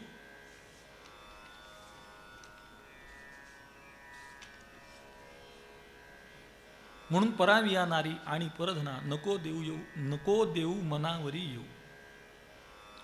भूतांचा मत्सर आणि संत निंदा हे नको गोविंदा घडो देऊ. कोण्याही जीवाचा न घडो मत्सर वर्म सर्वेश्वर पूजनाचे. बोलायला सोपं आहे, अतिशय कठीण आहे. म्हणजे कलियुगामध्ये तर इतकं कठीण आहे की बापाला पोरग पुढं गेलेलं सहन होत नाही, भावाला भाऊ पुढं गेलेला सहन होत नाही, गुरुला शिष्य पुढं गेलेला सहन होत नाही, शिष्याला गुरु पुढं गेलेला सहन होत नाही. इतकी वाईट परिस्थिती आहे. म्हणून भूतांचा मत्सर म्हणजे कोणाचाही मत्सर न घडणं. त्याचं लक्षण असं देतात, पुरोत्कर्ष असहनम अमर्षः. दुसऱ्याचा उत्कर्ष सहन न होणं हा मत्सर, तो मनामध्ये कधी येऊ नये. आणि संत निंदा, संतांची निंदा माझ्याकडून कधीही घडू देऊ नकोस. देह अभिमान नको देऊ शरीरी चढो काही परी एक देऊ. इथे सुद्धा थोडा अन्वय केला पाहिजे. अन्वय असा आहे, देह अभिमान नको देऊ शरीरी चढो. शरीरावर अभिमान चढू देऊ नकोस, देहबुद्धी येऊ देऊ नकोस.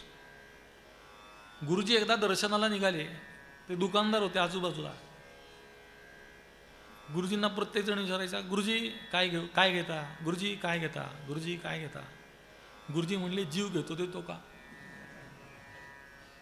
आणि गोष्ट खरी आहे, जीव घेतो नाम जीव दशा घेतो, देह घेतो नाम देह दशा घेतो. परमार्थात नाश नाही, बाध अभिप्रेत. बाध म्हणजेच परमार्थ आहे. प्रतीतीची संगती म्हणजे बाधानेच लागते, दुसऱ्या कशाने लागूच शकत नाही. नाशाने सुद्धा लागत नाही. अणुबॉम्ब जरी टाकला तरी प्रतीतीची संगती नाहीच लागणार.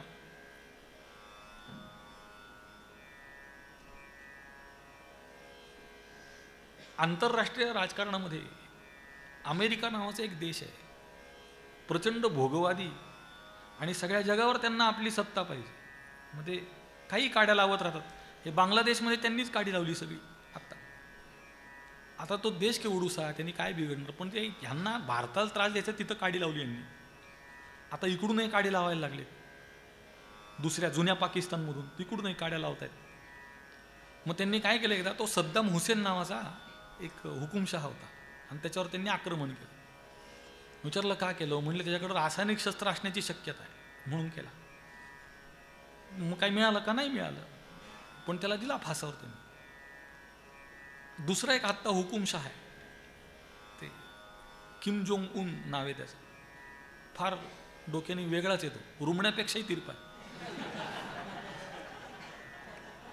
त्यांना कोणी विचारलं अमेरिकेच्या लोकांना की तुम्ही ह्यांच्यावर का हल्ला करत नाहीत, ह्यांच्याकडे रासायनिक अस्त्र असण्याची शक्यता आहे.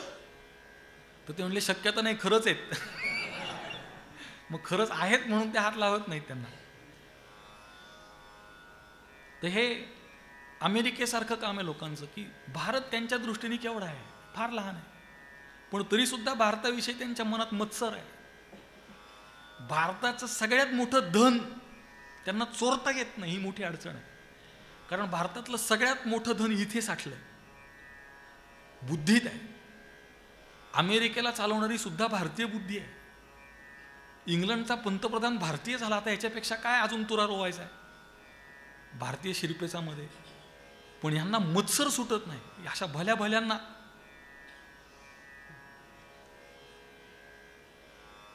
कीर्तनकार कसा ओळखायचा, मत्सराचा विषय चालला म्हणून सांगतो. कीर्तनकार कसा ओळखायचा, दोन कीर्तनकार बोलतात असं कसं ओळखायचं. तर तिथे उपस्थित नसलेल्या कीर्तनकाराची निंदा सुरू असल्या की ओळखायचं, हे दोघंही कीर्तनकार असले पाहिजे. अनुपस्थितीमध्ये निंदा करणं हा फार मोठा दोष आहे. एक तर दोष पाहूच नका, जर पाहत असाल दिसत असतील तर ज्याचा दोष त्याला सांगा. त्याच्यात दोन फायदे, एक तर त्याच्यात सुधारणा होण्याची शक्यता आहे, आणि दुसरं निंदेचं पाप नाही. मागे बोलण्याने दोन गोष्टी ह्याच्याबरोबर उलट्या. पहिलं निंदेचं पाप, आणि दुसरं सुधारणा होण्याची शक्यता नाही, कारण त्याला माहितीच नाही ना, त्याला जाऊन सांगितलं पाहिजे. म्हणून हा मत्सरावरचा उपाय आहे, संत निंदेवरचा उपाय. तुका म्हणे तुझ्या पायांचा विसर नको वारंवार पडू देऊ. तुझ्या पायाचा आम्हाला वारंवार विसर होऊ नये. आता ह्याच्या मागची गोष्ट अशी एक पद आहे, प्रमाण म्हणून सांगत नाही, गोष्ट म्हणून ऐका. मातोश्री ताई नेहमी ते पद म्हणून सांगायच्या. ते पद आहे, अंतरीचा ज्ञानदिवा मालवू नको रे, हरिभजना विण काळ घालवू नको रे. ते माझ्या आत स्वरात सुरू झालं, ते म्हणत नाही. तर ताई म्हणायच्या, अंतरीचा ज्ञानदिवा मालवू नको म्हणण्याकरता लागला कुठे? लाईट लागला तर विझवायचा प्रश्न, लागलाच नाही तर विझवायचा कसा? तसं विसर होऊ नये याच्या मागे तुझं मला स्मरण झालं, तुझी मला प्राप्ती झाली, ती आता माझ्यापासून तू दूर करू नकोस, अशी भगवंताच्या चरणी प्रार्थना करताय. लौकिकापुरती नव्हे माझी सेवा.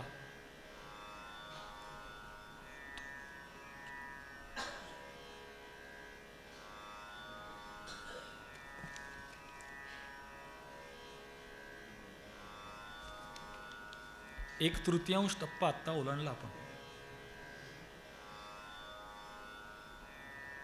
लौकिकापुरती नव्हे माझी सेवा, अनन्य केशवा दास तुझा, म्हणून करी पायासवे आळी, आणि वेगळे नेणे परी, एकविध आम्ही स्वामी सेवेसाठी, वरी तोची पोटी एक भाव, तुका म्हणे करी सांगितले काम, तुम्हा धर्माधर्म ठावे देवा.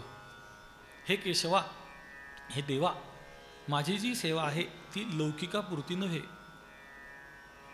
दोन दृष्टीने. लौकिकापुरती म्हणजे तोंड देखली नव्हे. मराठीत म्हण आहे, देखल्या देवाला दंडवत. तर अशी माझी सेवा नव्हे. आणि दुसरा लौकिक या शब्दाचा अर्थ लोकांना दाखवण्यासाठी नाही. नियम असा आहे, परमार्थ गुपचूप केला पाहिजे. धर्माचं कार्य गुपचूप केलं पाहिजे. ते एक चिन्ह आहे, गळ्यात घालतात काही लोक, तर ते स्लो पॉयझन आहे. आदिवासी भागामध्ये, त्या पट्ट्यामध्ये या लोकांचं काम असं चालतं की काही विशिष्ट काळ गेल्यानंतर आपल्या लक्षात येतं, इथं कोणी हिंदू राहिलाच नाही आता. इतकं ते स्लो पॉयझन. धर्माचं काम हळूहळू केलं पाहिजे. आमचं काय झालंय, डांगोरा मोठा पिटला जातो, कार्य काहीच घडत नाही. आपल्याकडे मौंद घालतात, मौंद. तीर्थयात्रा करून आल्यावर मौंद घालतात. त्यातला मूळ शब्द आहे मावद, सांगू नये. आणि एक गावभर जेवण घालून सांगायचं, त्याला मौंद म्हणायचं.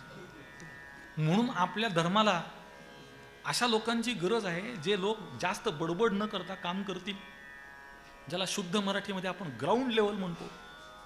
समाजाच्या तळागाळात जाऊन काम केलं पाहिजे. नुसतं असं वर काम करून भागणार नाही. म्हणून लौकिकापुरतं करून चालणार नाही.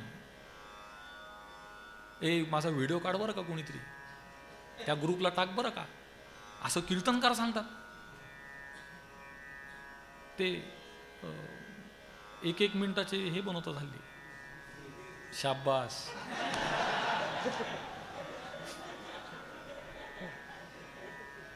म्हणजे पूर्वी असं होतं की परमार्थाला लोक आयुष्य वाहून द्यायची. मी असे महात्मे पाहिले ना, आता किती नावं सांगू तुम्हाला. मग नंतर असं झालं की 4 तासाच्या कीर्तनावर ते गणित येऊन थांबलं. मग कीर्तन 3-3.5 तासाची झाली, मग 3 तासाची, मग 2.5 तासाची, मग 2 तासाची. आता वीणा उभा राहिल्यापासून 2 तासात कीर्तन संपवावं लागतं. आता तेही फार झालं तर 1 मिनिटात परमार्थ सुरू झाला. आता 1 मिनिटात परमार्थ. काहीतरी 2-4 वाक्य बोलली, झाला परमार्थ. असं घडत नाही. लौकिकापुरतं करून घडत नाही. किंबहुना असा आहे, दिव्याच्या खालीच अंधार पडलाय, तो बघितला पाहिजे ना. म्हणून लौकिकासाठी सेवा करून भागत नाही, अनन्यता लागते. भगवंत सुद्धा सांगतात, अपिचेत सुदुराचारो भजते माम अनन्य भाग. अनन्यतेने सेवा केली पाहिजे. तशी मी तुझी करतो, तसा मी तुझा दास आहे. म्हणून करी पायासवे आळी. आळी म्हणजे हट्ट. मी तुझ्या पायाजवळ हट्ट धरतो, हट्ट करतो. आणिक वेगळे नेणे परी. परी या शब्दाचा अर्थ आहे प्रकार. मी तुझ्याशिवाय दुसरा प्रकार जाणत नाही. माऊली लिहितात ना, भासती पदार्थांच्या परी प्रकाशे ते एकसरी संवित्ती हे. तिथे परी शब्दाचा अर्थ आहे प्रकार. अजून चांगल्या मराठीमध्ये जर सांगायचं ना तर परी या शब्दाचा अर्थ आहे तऱ्हा. नाना तऱ्हा ज्याला म्हणतात ना त्याला म्हणायचं परी. तर तुझ्याशिवाय मला दुसरी तऱ्हा ज्ञात नाही याला म्हणायचं निष्ठा. म्हणून एकविध आम्ही स्वामी सेवेसाठी वरी तोची पोटी एक भाव. जे तोंडात तेच पोटात. ताट उभं राहिलं तर 2 विताचं अंतर आहे बघा पोटात आणि ओठात. पण तिथे असलेलं इथे येणारं ह्याच्यात कैक मैलाचं अंतर आहे 2च वितीत. हे त्यामुळे घडतं जेव्हा आपली स्वामी सेवा एकविध नाही, एकविध म्हणजे एकनिष्ठ, त्यावेळी मनुष्याकडून हे घडत नाही. जगद्गुरु तुकोबाऱ्या सांगतायत वरी तोची पोटी एक भाव. पोटामध्ये जे आहे तेच माझ्या ओठात आहे. तुका म्हणे करी सांगितले काम तुम्हा धर्माधर्म ठावे देवा. आता हे फारच विस्तृत विषय, पण थोडक्यात सांगायचं म्हणजे माऊलींची एक ओवी आहे. पापात्मके पापे नरका जायचे, पुण्यात्मके पापे स्वर्गा जायचे, माते जेणे पाविजे ते शुद्ध पुण्य. मी तुला प्राप्त झालेलो आहे त्यामुळे धर्माधर्म ठरवणं हे माझं आता काम राहिलंच नाही. ते काय आहे हे तुम्हालाच माहिती दे, तुम्हीच ठरवा अशी जगद्गुरु तुकोबाराय भगवंताला विनंती करतात. ज्यांच्या संगे होता पडिलो भुवणी ते केली धुवणी झाडून या. भुवणी या शब्दाचा अर्थ आहे भोवरा. भोवरा म्हणजे हा नदीतला जो भोवरा आहे तो भोवरा. त्या भोवऱ्याची गंमत अशी, आता माझा जन्मच इंद्रायणी मातेच्या तीरावर असल्यामुळे गुरुवर्य महाराजांच्या बरोबर आमचे ब्रह्मलीन भाऊसाहेब, आमचे ब्रह्मलीन राजे, आमचे बबनबुवा, आम्ही सगळे पुरात पोहत होतो दरवर्षी. आपल्या आश्रमाच्या इथे उडी मारायची आणि कन्हई आश्रमाच्या इथे पलीकडे लागायचं. पुन्हा चालत वर जायचं, तिकडून उडी मारायची ना आश्रमासमोर पलीकडे लागायचं. असं म्हणजे आश्रमाच्या वरच्या पारी जेव्हा पाणी लागलं असेल तेव्हा आम्ही पोहायचो. आता काय झालं, त्याच्यात इतके बांधकामं इतकी झाली नदीत, पुलांची याची त्याची विकास कामं म्हणतात त्याला. ते इतकं झालं की त्या मूळ प्रवाहाची मजाच गेली सगळी. आता काय झालं, त्याच्यात भोवरे तयार झाले. पूर्वी होते पण पूर्वी ते स्वाभाविक व्हायचे, आता हे कृत्रिम झाले. आणि त्याचा परिणाम असा होतो, त्या भोवऱ्यात जर माणूस एकदा गेला ना तर तो मरतोच, तो बाहेर निघणं शक्यच नाही, कारण ते आत ओढतं. त्याप्रमाणे हा संसार रूपी भोवरा आहे, तो माणसाला आत ओढतो. जेवढं तुम्ही बाहेर जायचा अधिक प्रयत्न कराल तेवढं ते आत ओढतं. आता ते माती कुठं राहिलंच नाही, सगळं कॉन्क्रीटच झालं आहे. पण ते मातीमध्ये एक किडा आहे, तो असा एक भोवरा तयार करतो त्या मातीत, आणि असा उतार असतो. म्हणजे आपण जो भोवरा फिरवतो त्याचं जसं बूड असतं तसा त्याच्या त्या घराचा आकार असतो. आणि त्याच्यात जर एखादी मुंगी पडली किंवा किडा पडला तर तो बाहेर येण्याचा जेवढा प्रयत्न करतो तेवढी ती माती अंगावर घेऊन खाली जातो. त्याला म्हणायचं भोवरा. तर मी ज्याच्या संगे भोवणी पडलो, म्हणजे ज्याच्यामुळे त्या भोवऱ्यात पडलो, त्याला ते केली धुवणी झाडून या. त्याला मी धुवून स्वच्छ केलं. कशामुळे पडलो तर संगामुळे पडलो. भगवंताने सगळी यादी दिली आहे, त्याचा आता विस्तार मी करत नाही. संगात संजा येते कामा, कामात ध्यायतो विषयान पुंसा संगस्तेषु उपजायते, इथपासून प्रणश्यतीपर्यंत सगळी परंपरा भगवंताने दिलेली आहे. मग त्याच्या संगाने मी या भोवऱ्यामध्ये पडलो होतो, विषयाच्या संसाराचे अंगी अवघीच व्यसने आम्ही या कीर्तने शुद्ध झालो. म्हणून त्या कीर्तनाच्या साहाय्याने ह्याच्यातून मी बाहेर पडलो. आणि मी कसा आहे तर मी त्या संपूर्ण प्रपंचाला धुवून झाडून स्वच्छ केलेलं आहे. आता त्याचं मागे काहीही शिल्लक ठेवलेलं नाही. जगद्गुरु तुकोबारायांच्या भाषेत तुका म्हणे उरी नुरे त्यांचे खरे उपकार, अशा अवस्थेला मी आता प्राप्त झालो. आता एकाएकी मनासी विचार करू नाही भार दुजी याचा. अगदी ओतीव तत्वज्ञान आहे. दुजी याचा भार या शब्दाचा अर्थ आहे द्वैताचं ओझं. सगळ्यात मोठं ओझं द्वैताचं आहे. दुजे जव जव घडे तव तव संसार भय जोडे. आपल्याला संसाराच्या भयाची प्राप्ती या द्वैताच्या ओझ्याने होते, आणि ते द्वैताचं ओझं मी आता टाकून दिलेलं आहे. पुष्कळ त्याचा विस्तार करायचा आहे, वेळ मला खुणवती आहे, पुष्कळच राहिलं आपलं. थोडा कालावधी वाढवला पाहिजे. अष्टादशापेक्षा एक चातुर्मास तरी ठेवला पाहिजे. म्हणजे ते, आणि आपल्याकडे श्रीमद भागवताचा सप्ताह करतात, तर नियमाने एक महिनाभर भागवत केलं पाहिजे, किमान 15 दिवस तरी. तर 7 दिवसात करायचा नियम असा सांगितला आहे. सार्ध त्रिप्रहर रोज झाला पाहिजे भागवत. सार्ध त्रिप्रहर. प्रहर, एक प्रहर किती तासाचा? 3 तासाचा. 3 प्रहराचे 9 तास, आणि 3 निम 1.5. नेमकी आता कोणाला पाठ नाही, पण 3 निम 1.5, तर त्या 9 मध्ये ते 1.5 मिसळायचं, ते होतात 10.5. तर 12 तासातले 10.5 तास रोज भागवत झाला पाहिजे, जर 7 दिवसात करायचं असेल तर. असा नियम आहे त्याचा. पण आता काय, मग एका मिनिटात लोकांना परमार्थ पाहिजे, भागवताला कोण देणार एवढा वेळ? म्हणून त्या द्वैताला निवृत्त केलं पाहिजे. प्रसाद सेवने आली उष्टावळी. माझ्या खाण्यामध्ये प्रसादाचा, उच्छिष्टाचा भाग, श्रीहरीचा, श्रीगुरूंचा उच्छिष्टाचा भाग मला प्राप्त झाला. व्यासोच्छिष्टम जगत्त्रयम असं म्हण आहे.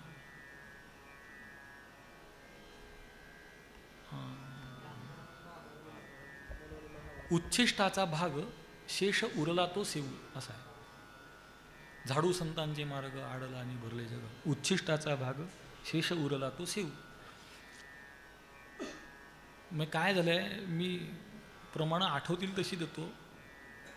मग मी कीर्तन प्रवचन गुरुवर्य महाराजांनी मला अगदी बालपणी सांगितलंय, आज्ञा केली की मी आयुष्यात एकही कीर्तन पाठ करून केलं नाही, एकही.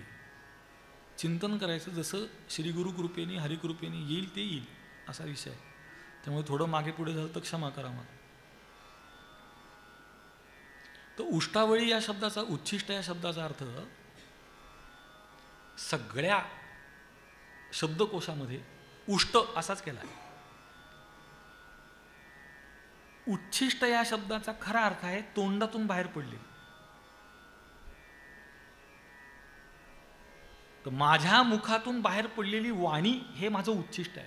तसं संत मुखातून बाहेर पडलेली संत वाणी हे उच्छिष्ट आहे, कारण ते मुखातून बाहेर आलं, आतून बाहेर आलं. म्हणून इथे उष्टावळी खाल्ली याचा अर्थ तुमच्या उपदेशाचं पान मी श्रवण केलं, अमृतपान केलं. उचित ते काळी अवचित.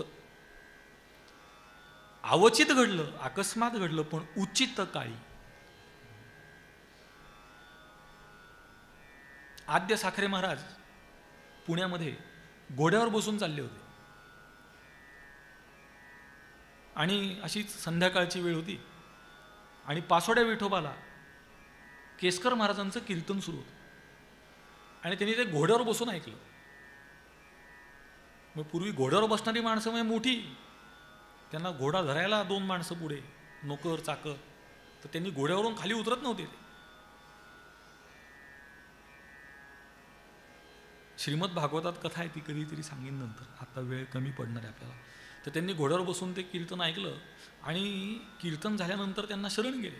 त्यांना सांगितलं, मी तुम्हाला शरण आलो, माझी सगळी संपत्ती मी तुम्हाला समर्पित केली. आणि दुसऱ्या दिवसापासून त्यांच्या मठामध्ये पाणी भरायला सुरुवात केली, झाडायला सुरुवात केली. त्यांनी सांगितलं, माझी संपत्ती तुम्ही घ्या. ते म्हणले, मी लोकांना सांगतो गृध्रवृत्ती ठेवू नका, आणि तुझी संपत्ती मी घेतली तर काय राहिलं? म्हणले, काय करू? म्हणले, अन्नदान कर. तर ज्यावेळी शनिवारवाडा 7 मजली 5 लाख रुपयात बांधून झाला होता, तेव्हा 21 लाख रुपयांची त्यांची संपत्ती होती आद्य साखरे महाराजांची. 21 लाख रुपयांची. आणि त्या 21 लाख रुपयाचं अन्नदान केलं तेव्हा. तर पुण्याच्या पंचक्रोशीला चूलबंद निमंत्रण होतं, की पाहुणे आले तरी घरी स्वयंपाक करायचे, त्यांना घेऊन यायचं जेवायला, घरी चूल पेटवायची नाही. परिणाम असा झाला की तेव्हाचं प्रसिद्ध पक्वान्न तूप साखर आणि पोळी असं होतं. तर परिसरात साखर मिळेन अशी झाली. म्हणून त्यांचं नाव साखरे बुवा पडलं, अशी त्याची कथा आहे. तर ते कानावर जे पडलं ते अवचित पडलंय, त्यांच्या घोड्यावर बसलेले आहेत, पण अवचित पडलं असलं तरी उचित काळी पडलं. मग चित्ताची जी अवस्था उपदेश ग्रहणाला पाहिजे ती झाली आहे. ते एक सद्गुरू शिष्याला उपदेश करत होते, तत्वमसी तत्वमसी. आता तत्वमसी म्हणजे श्वेतकेतू सारख्या अधिकाऱ्याला सुद्धा 9 वेळा सांगावं लागलं, तेव्हा पचिनी पडलं. ह्याला सांगता सांगता दाताच्या कण्या झाल्या, पण त्याला काही पटेना ते. आणि तिथून एक मुलगा मेंढ्या घेऊन चरत चालला होता, आणि त्यांनी ते ऐकल्यावर तो आला त्यांच्याकडे, पाया पडला, म्हणलं तुम्ही सांगता तसा माझा निश्चय झाला, मी ब्रह्म आहे, मी देह नाही आहे. तो शिष्य म्हणतो याला शिक्षा करा तुम्ही. तो म्हणतो का रे बाबा? ते म्हणलं अनधिकारी आहे. आणि त्यांनी ऐकलं.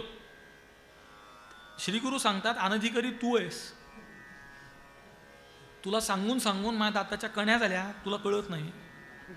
त्याच्या कानावर पडल्याबरोबर त्याचा निश्चय झाला, त्याच्या कानावर पडले अवचित पण उचित काळी. तसं हे भगवंताचं नामोच्चारण माझ्या कानावर पडलं अवचित पण उचित काळी. तो अंकुर फुटला पाहिजे ना. कधीही उन्हाळ्यात कुठेही बी टाकून कसं उगवेल ते, त्याला वापसा पाहिजे. आणि वापशाच्या वेळी एखाद दिवशी असं होतं की काय कोणी पेरायला मिळतच नव्हतं, बैलही मिळत नव्हते, नांगरही मिळत नव्हता. मग मी पाहिलंय, माझी भगवंताकडे प्रार्थना असते रोज की हे भगवंत या जगात कुणालाही गरिबी दाखवू नकोस. गरिबी फार भयंकर असते, भयंकर असते. मी असे शेतकरी पाहिले ज्यांच्याकडे शेती 4 गुंठे 2 गुंठे शेती आहे. मग कसं करत असतील ते प्रपंच निर्वाह, काय अवघड आहे सगळं. आणि त्याच्यामुळे ते बोर्ड एक, त्या बोर्डाकडं सरकारपेक्षा जास्त जमीन आहे. ते आता कायदा येतोय त्याचा, ते इथं उच्चारायचं नाही नाव, घाणेरडं कशाला उच्चारायचं म्हणून बोलत नाही.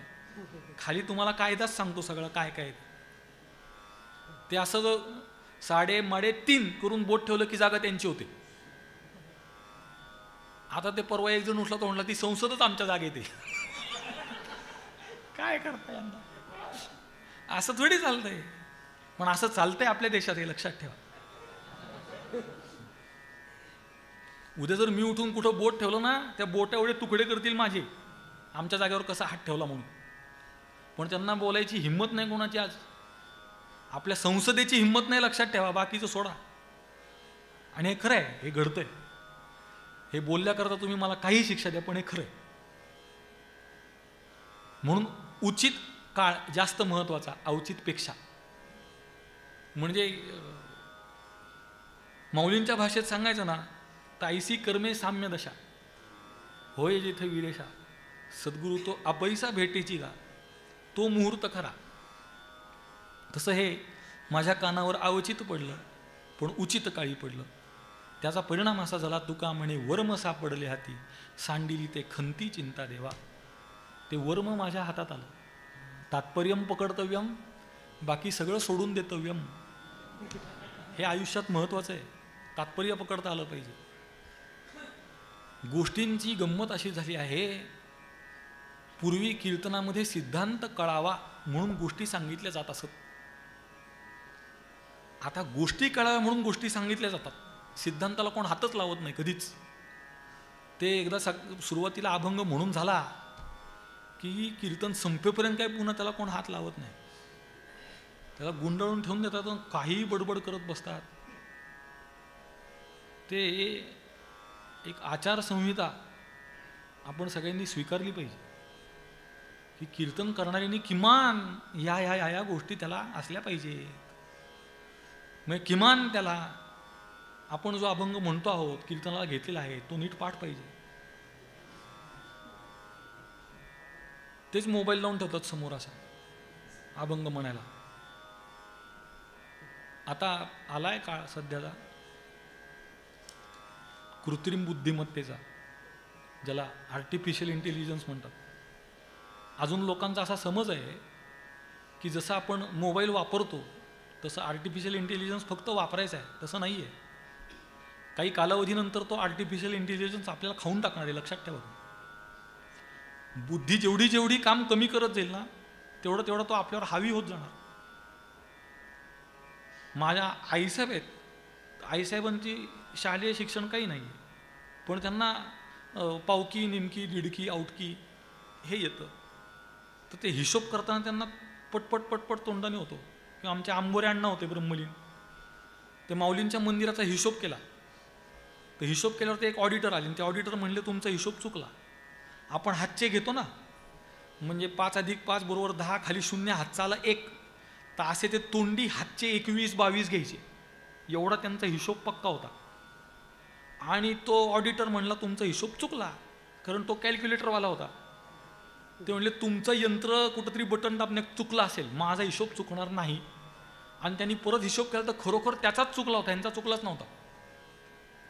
म्हणजे बुद्धी जेवढी चांगलं काम करेल ना, तेवढं त्या तंत्रज्ञानाच्या आहारी जाण्याचं काम कमी आहे. पण आपण आता त्याच्या आहारी होत चाललो, म्हणून आपण वर्मापासून दूर चाललो. वर्माच्या जवळ जाण्याकरता उचित काळाची, उचित अधिकाराने संपन्न होऊन अवचित काळाची वाट पाहिली पाहिजे.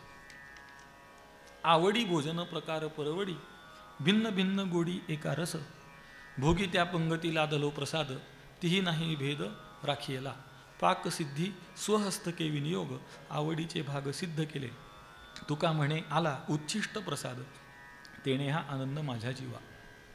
इथे सुद्धा उच्छिष्ट शब्दाचा अर्थ तोच आहे. त्या पुण्यामध्ये बालगंधर्व रंग मंदिरात एक वाक्य लिहिलं असं वर. ते वाक्य आहे नाट्यम भिन्न रुचेर जनस्य बहुधा प्येकम समाराधनम, असं वाक्य. नाट्यामध्ये रस जे आहेत त्या एकेकाला वेगवेगळा रस आवडतो. म्हणजे अनेक लोकांना बिभत्स रस आवडतो, कोणाकोणाला हास्यरस आवडतो.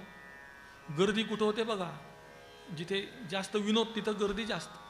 मग ते कीर्तन काही असो, ख्याख्या खुखू किकी 2 तास मस्त होतात ना, मग गर्दी, कारण तो रस त्याला आवडतो. तर नाट्य ही गोष्ट अशी की भिन्न भिन्न रुचीच्या सर्वांच्या रसाची प्राप्ती एकाच ठिकाणी होते. त्याप्रमाणे इथे सांगतात आवडी भोजन प्रकार परवडी. आवडीच्या जेवणामध्ये अन्नाचे अनेक प्रकार केलेले आहेत आणि भिन्न भिन्न गोडी एका रस. ज्याला जो प्रकार आवडतो त्याच्याकरता तो केलेला आहे. आवडतो या शब्दाचा अर्थ आहे अधिकार. अधिकारानुगुण स्वयंपाक केलेला आहे. काही लोकांना तिखट आवडतं, काही लोकांना गोड आवडतं. आयुर्वेद असं सांगतो की 6ही प्रकारच्या चवीचा रोजच्या भोजनामध्ये अंतर्भाव असला पाहिजे. एक चव अशी आहे जी फार कमी खाल्ली जाते माणसाकडून, ती आहे तुरट. आणि ती जर आहारामध्ये ठेवली जेवढी पाहिजे तेवढी, तर आरोग्य चांगलं राहतं. कारण बाकीचे चवी येतात. आता कारल्याची भाजी फार लोक खात नाहीत, पण जी लोक खातात ती खातात कारण मधुमेह झालेला असतो. मग ते औषध म्हणून खातात. औषध म्हणून नाही, भाजी म्हणून खाल्ली म्हणजे औषध म्हणून खायची वेळ येत नाही. म्हणून आहारामध्ये सगळेच रस असले. आयुर्वेद सांगतो जेवणाची सुरुवात गोड खाऊन करा. पाश्चिमात्य लोक सांगतात शेवटी गोड खा.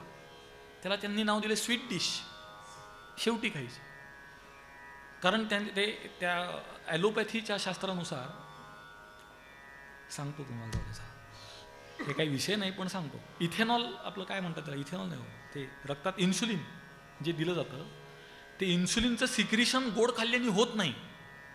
म्हणून गोड आधी खाऊ नका असं ॲलोपॅथी सांगते. आयुर्वेद सांगतं आधी जर गोड खाल्लं तर जेवढं पाहिजे तेवढंच इन्सुलिन क्रिएट होतं. सिक्रिशन त्याचं जेवढं पाहिजे तेवढंच होतं, म्हणून आधी खाल्लं पाहिजे असं आयुर्वेद सांगतं. मूलतः आयुर्वेद ही उपचार पद्धती नाही, आयुर्वेद ही जीवन पद्धती. आयुर्वेद वापरला, आयुर्वेद जर आचरणात आणला तर माणूस आजारी पडत नाही. आजारी पडल्यानंतर आयुर्वेद ही गोष्ट नाही आहे. आजारी पडू नये म्हणून आयुर्वेद आहे. जसा ऋग्वेद, यजुर्वेद, सामवेद, अथर्ववेद, तसा आयुर्वेद ती एक पद्धती आहे, जीवन पद्धती. हे जेवणाचा रस विषय आहे. सात्विक आहार जरी असला ना तरी तो मर्यादित असेल तर सात्विक राहतो. म्हणजे सात्विक आहाराच्या खाण्यात सुद्धा राजस्थान तामसता आहे ना. सात्विक आहार तामस खाऊन काय उपयोग सांगा. जिलबी चांगली झाल्यावर किती खाशील बाबा, बास की. ते एक गृहस्थ आहेत आपल्याकडे, येतात नेहमी, शर्यत लावून ते दोघांनी खाल्ली जिलबी. मी पाहिलेलं आहे. जेवण झाल्यावर 351 जिलब्या खाल्ल्या. आणि तेव्हा पाणी चांगलं होतं नदीला, पोहून आले थोडं, परत बसले की जेवायला. मग किती खाशील, जिलबी चांगली ठीक आहे पण किती खाशील. म्हणून आहार सात्विक पाहिजे, तर त्याची प्रमाणाची सिद्धी सुद्धा सात्विकच पाहिजे, उचित.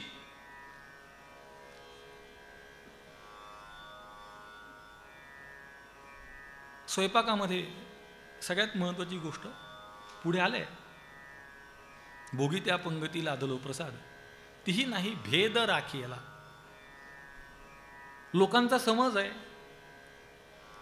जो मला खात्री आहे की जो गुरुशिष्य परंपरेत शिकलेला नाही तो या शब्दाचा अर्थ सांगू शकत नाही, या अर्धालीचा अर्थ तो सांगूच शकत नाही. भेद राखला नाही याचा अर्थ तो सांगू शकत नाही. भेद राखला नाही याचा सगळ्यांनी अर्थ सांगितला की त्यांनी आमच्याबरोबर काही भेद केला नाही,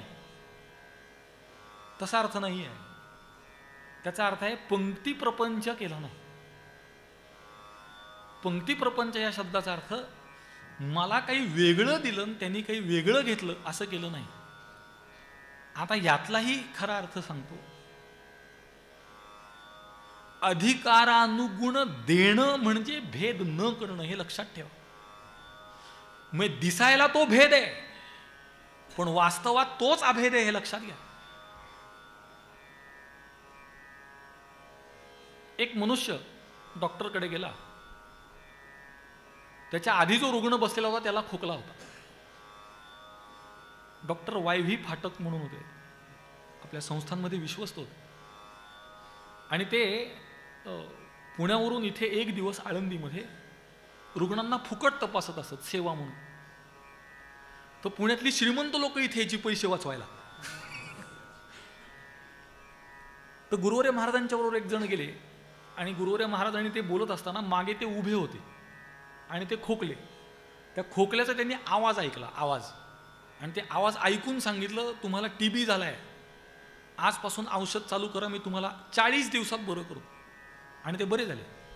खोकल्याचा आवाज ऐकून सांगितलं. याला म्हणतात निदान. आपल्याकडे अशी पद्धती होती पूर्वी की परस्त्रीला स्पर्श करायचा नाही, आत्ता येऊन गेला विषय. मग काय करायचे, परस्त्रीला त्या पडद्याच्या पलीकडे बसवायचं, तिच्या हातामध्ये दोरा बांधायचा, तो दोरा वैद्याच्या हातात आणून द्यायचा, आणि तो दोरा पकडून नाडी परीक्षा करायचा आणि औषध द्यायचं, आणि त्यांनी बरा व्हायचा रुग्ण. आता खोकला आला तरी म्हणतात रक्त तपासा, लघवी तपासा, थुंकी तपासा, MRI करा, CT स्कॅन करा, म्हणजे नसलेले आजार सापडायची का माहिती. तुम्ही डॉक्टर झाले कशाला मग माझ्या मीच तपासण्या करतो आणि माझी मीच औषधं घेतो ना. रुग्णाचं निदान झालं पाहिजे का नाही. संत निदान करतात की याचा अधिकार काय, आणि अधिकारानुगुण त्याला साधन देतात, म्हणून तीही नाही भेद राखी. याला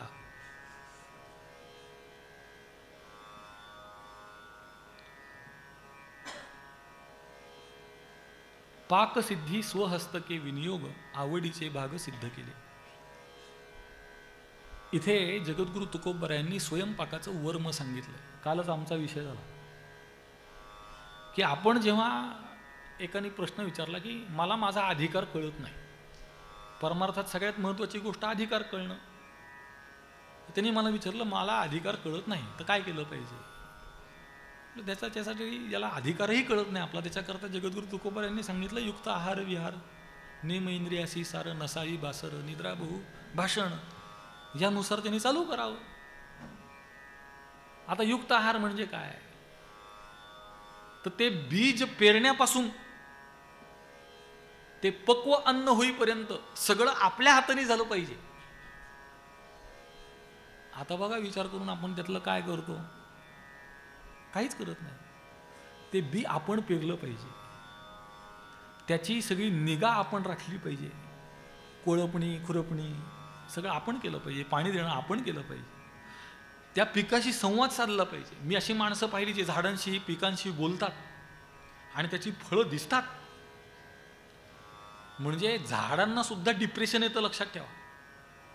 आणि जो त्या झाडांशी संवाद साधतो, एक झाड सुकलं होतं, त्या आदिवासी भागामध्ये एक प्रथा आहे, जे झाड तोडत नाहीत त्यांच्याकडे. ज्या झाडाला जे झाड नकोसं असेल त्याला जाऊन सगळ्यांनी रोज कोसायचं, शिव्या द्यायच्या, वाईट बोलायचं, आणि कालांतराने ते झाड आपोआप सुकतं. फक्त कोसून सुकतं, लक्षात ठेवा. म्हणून त्याच्याशी, त्या पिकाशी आपण संवाद साधला पाहिजे, बोललं पाहिजे. मी हे करून सांगतोय तुम्हाला, त्याचा परिणाम मी अनुभवला आहे. त्या पिकाला शास्त्रीय संगीत ऐकवलं पाहिजे, त्या त्या काळातलं. म्हणजे ज्या प्रहराचा जो राग आहे तो त्याला ऐकवला पाहिजे पिकाला. ते स्वतः आपण कापलं पाहिजे, स्वतः मळणी केली पाहिजे, स्वतः दळलं पाहिजे. आता त्या धान्यातली सगळ्यात महत्त्वाची गोष्ट ही आहे की भाजलं की सत्व संपतं. आता आपण ज्या गिरणीत ते घालतो ते पीठ हात लावा काढल्या काढल्या गरम असतं, भाजलं जातं, ते त्यातलं सत्व गेलं आणि ते आपण खातोय पोटभर, काय उपयोग? सत्व गेलं त्यातलं. नंतर ते आपण स्वतः दळल्यानंतर तुम्ही तिथे जे पीठ पडतं त्याला हात लावते, कधी गरम नसतं, ते थंड असतं. मग त्यातलं सत्व कायम राहून पीठ होतं. म्हणून दळलं पाहिजे. आता दळणार कोण? जातं जातं म्हणता गेलं, आता काय राहिलंच नाही ते. मग ते दळण करायचं कोणी? आणि ते पुन्हा आपण स्वहस्ते स्वयंपाक केला, त्याला स्वयंपाक असं नाव आहे ना. स्वयं म्हणजे स्वतः केलेला, त्याला स्वयंपाक म्हणायचं. आणि लोक दुसऱ्याला विचारतात स्वयंपाक झाला का? अरे तू झोपून राहतो स्वयंपाक कसा होईल? तू उठ की. तर त्या अन्नामध्ये दोष राहणार नाही. आता आपलं अन्न तयार करतो एक जण, तो पेरताना शिव्या घालतच पेरतो, यावर्षी भाव लागतो का नाही काय माहीत म्हणूनच पेरतो. मग तिथपासून गिरणीतला माणूस सुद्धा ह्याचे 4 महिन्याचे पैसे दळणाचे आले नाहीत म्हणूनच ते दळण घालतो, त्याचाही संस्कार त्याच्यावर होतो. स्वयंपाकाला जी व्यक्ती येते ती व्यक्ती, ह्यानी मला गेल्या महिन्यापासून पगार वाढवला नाही अजून म्हणून शिव्या घालतच करते. आता हे घरातलं सांगतो, हॉटेलमध्ये तर काय विचारांनी करत असतील विचार करा ना. मग कितीतरी ठिकाणी मला माहित आहे तेवढं सांगतो तुम्हाला. टीप जर दिली नाही, टीप, तर त्या माणसाला थुंकून देतात जेवण, लक्षात ठेवा. थुंकून समोर नेऊन ठेवतात. आणि ते आपल्या मनावर, अंतःकरणावर काय संस्कार करेल याचा आपण विचार करा. ते पाव खातो का नाही, पाव, त्याचं नाव कसं पडलं सांगतो तुम्हाला फक्त. पाव से बनाया जाता है इसलिए पाव. तो तुडवून बनवतात मस्त. त्यांचा घाम त्याच्यातच, थुंकी त्याच्यातच, शिंबूड त्याच्यातच, सगळं ते पायाने तुडवून बनवायचं पुन्हा. आणि तुम्हाला त्यातलं पुन्हा वर्म सांगतो, हिंदू बहुल भागामध्ये मुद्दाम थुंकून बनवलं जातं, हे लक्षात ठेवा. कोण बनवतो तुम्ही शोध घ्या. भारत स्वतंत्र झाल्यापासून हिंदूंची संख्या 43% कमी झाली आणि लोकसंख्या 140 कोटी झाली. वाढलं कोण तुम्ही शोधा ना. हिंदू कमी झाला, 43% कमी झाला, वाढलं कोण तुम्ही शोधा. आपल्याला ते शोधायचं नाहीये. जेव्हा आपल्या दारात उभे राहतील तेव्हा आपण शोधून उपयोग नाही, अजून वेळ जायची. शोधा कोण वाढलंय बघा. हे घातक आहे पुढे जाऊन. सत्वगुणाची वाढ झाली पाहिजे, दैवी संपत्ती वाढली पाहिजे. आम्हाला सांगतात हम दो हमारे दो. आता हम दो हमारा एकच आम्हाला सांगतात, आम्ही पाळतो. पण ज्यांना सांगितलं पाहिजे त्यांना सांगत नाहीत. आणि आपलं वर वाक्य असं आहे की कायद्यासमोर सगळे समान. अजिबात नाही. 4 लग्न कायदेशीर आहेत अजून 2024 साली. कायदेशीर आहेत 4 लग्न. द्विभार्या प्रतिबंधक कायदा हिंदूला आहे, लक्षात ठेवा. सात्विकांना आम्ही खायचं, त्यांनी आम्हाला खायचं. ही परिस्थिती बरोबर नाही आहे. मी प्रयत्न करत राहणार, काय होईल ते होईल. पण आपण सर्वांनी सुद्धा त्यात सहयोग द्या. जिथे जिथे जाल, जिथे जिथे संधी मिळेल हे सांगा लोकांना की थोडं जागृत व्हा. मंदिरामधून शक्ती निर्माण झाली पाहिजे. मंदिरात पत्त्याचे डाव रंगतात दुपारचे. मंदिरामध्ये मद्यपी येऊन बसतात. ग्रामीण भागात काय शिवालय आहेत, मी फिरलोय.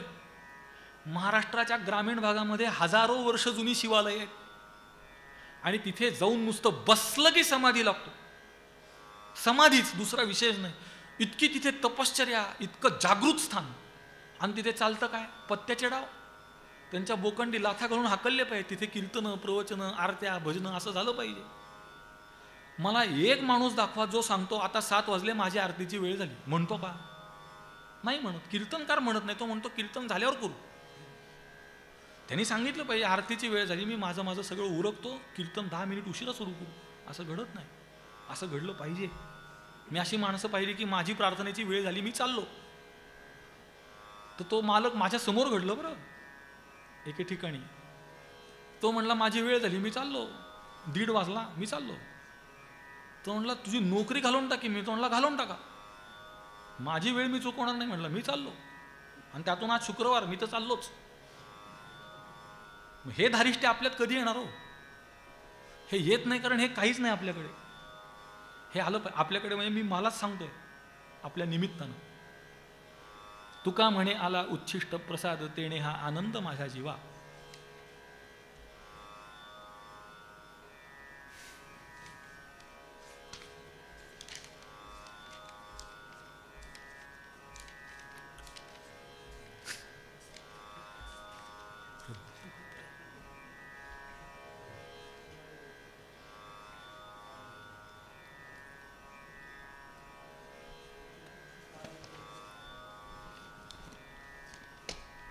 समर्थाचा ठाव संचलाचे असे, दुर्बळाची आस पुढे करी. फावले घेईन पदरी हे दान, एकांती भोजन करू जाऊ. न लगे पहावी उचिताची वेळ, अयाचित काळ साधला तो.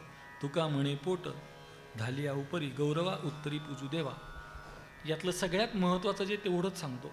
ही उत्तर पूजा जी शेवटच्या चरणात लिहिली ती ज्ञानोत्तर भक्ती आहे. That's all.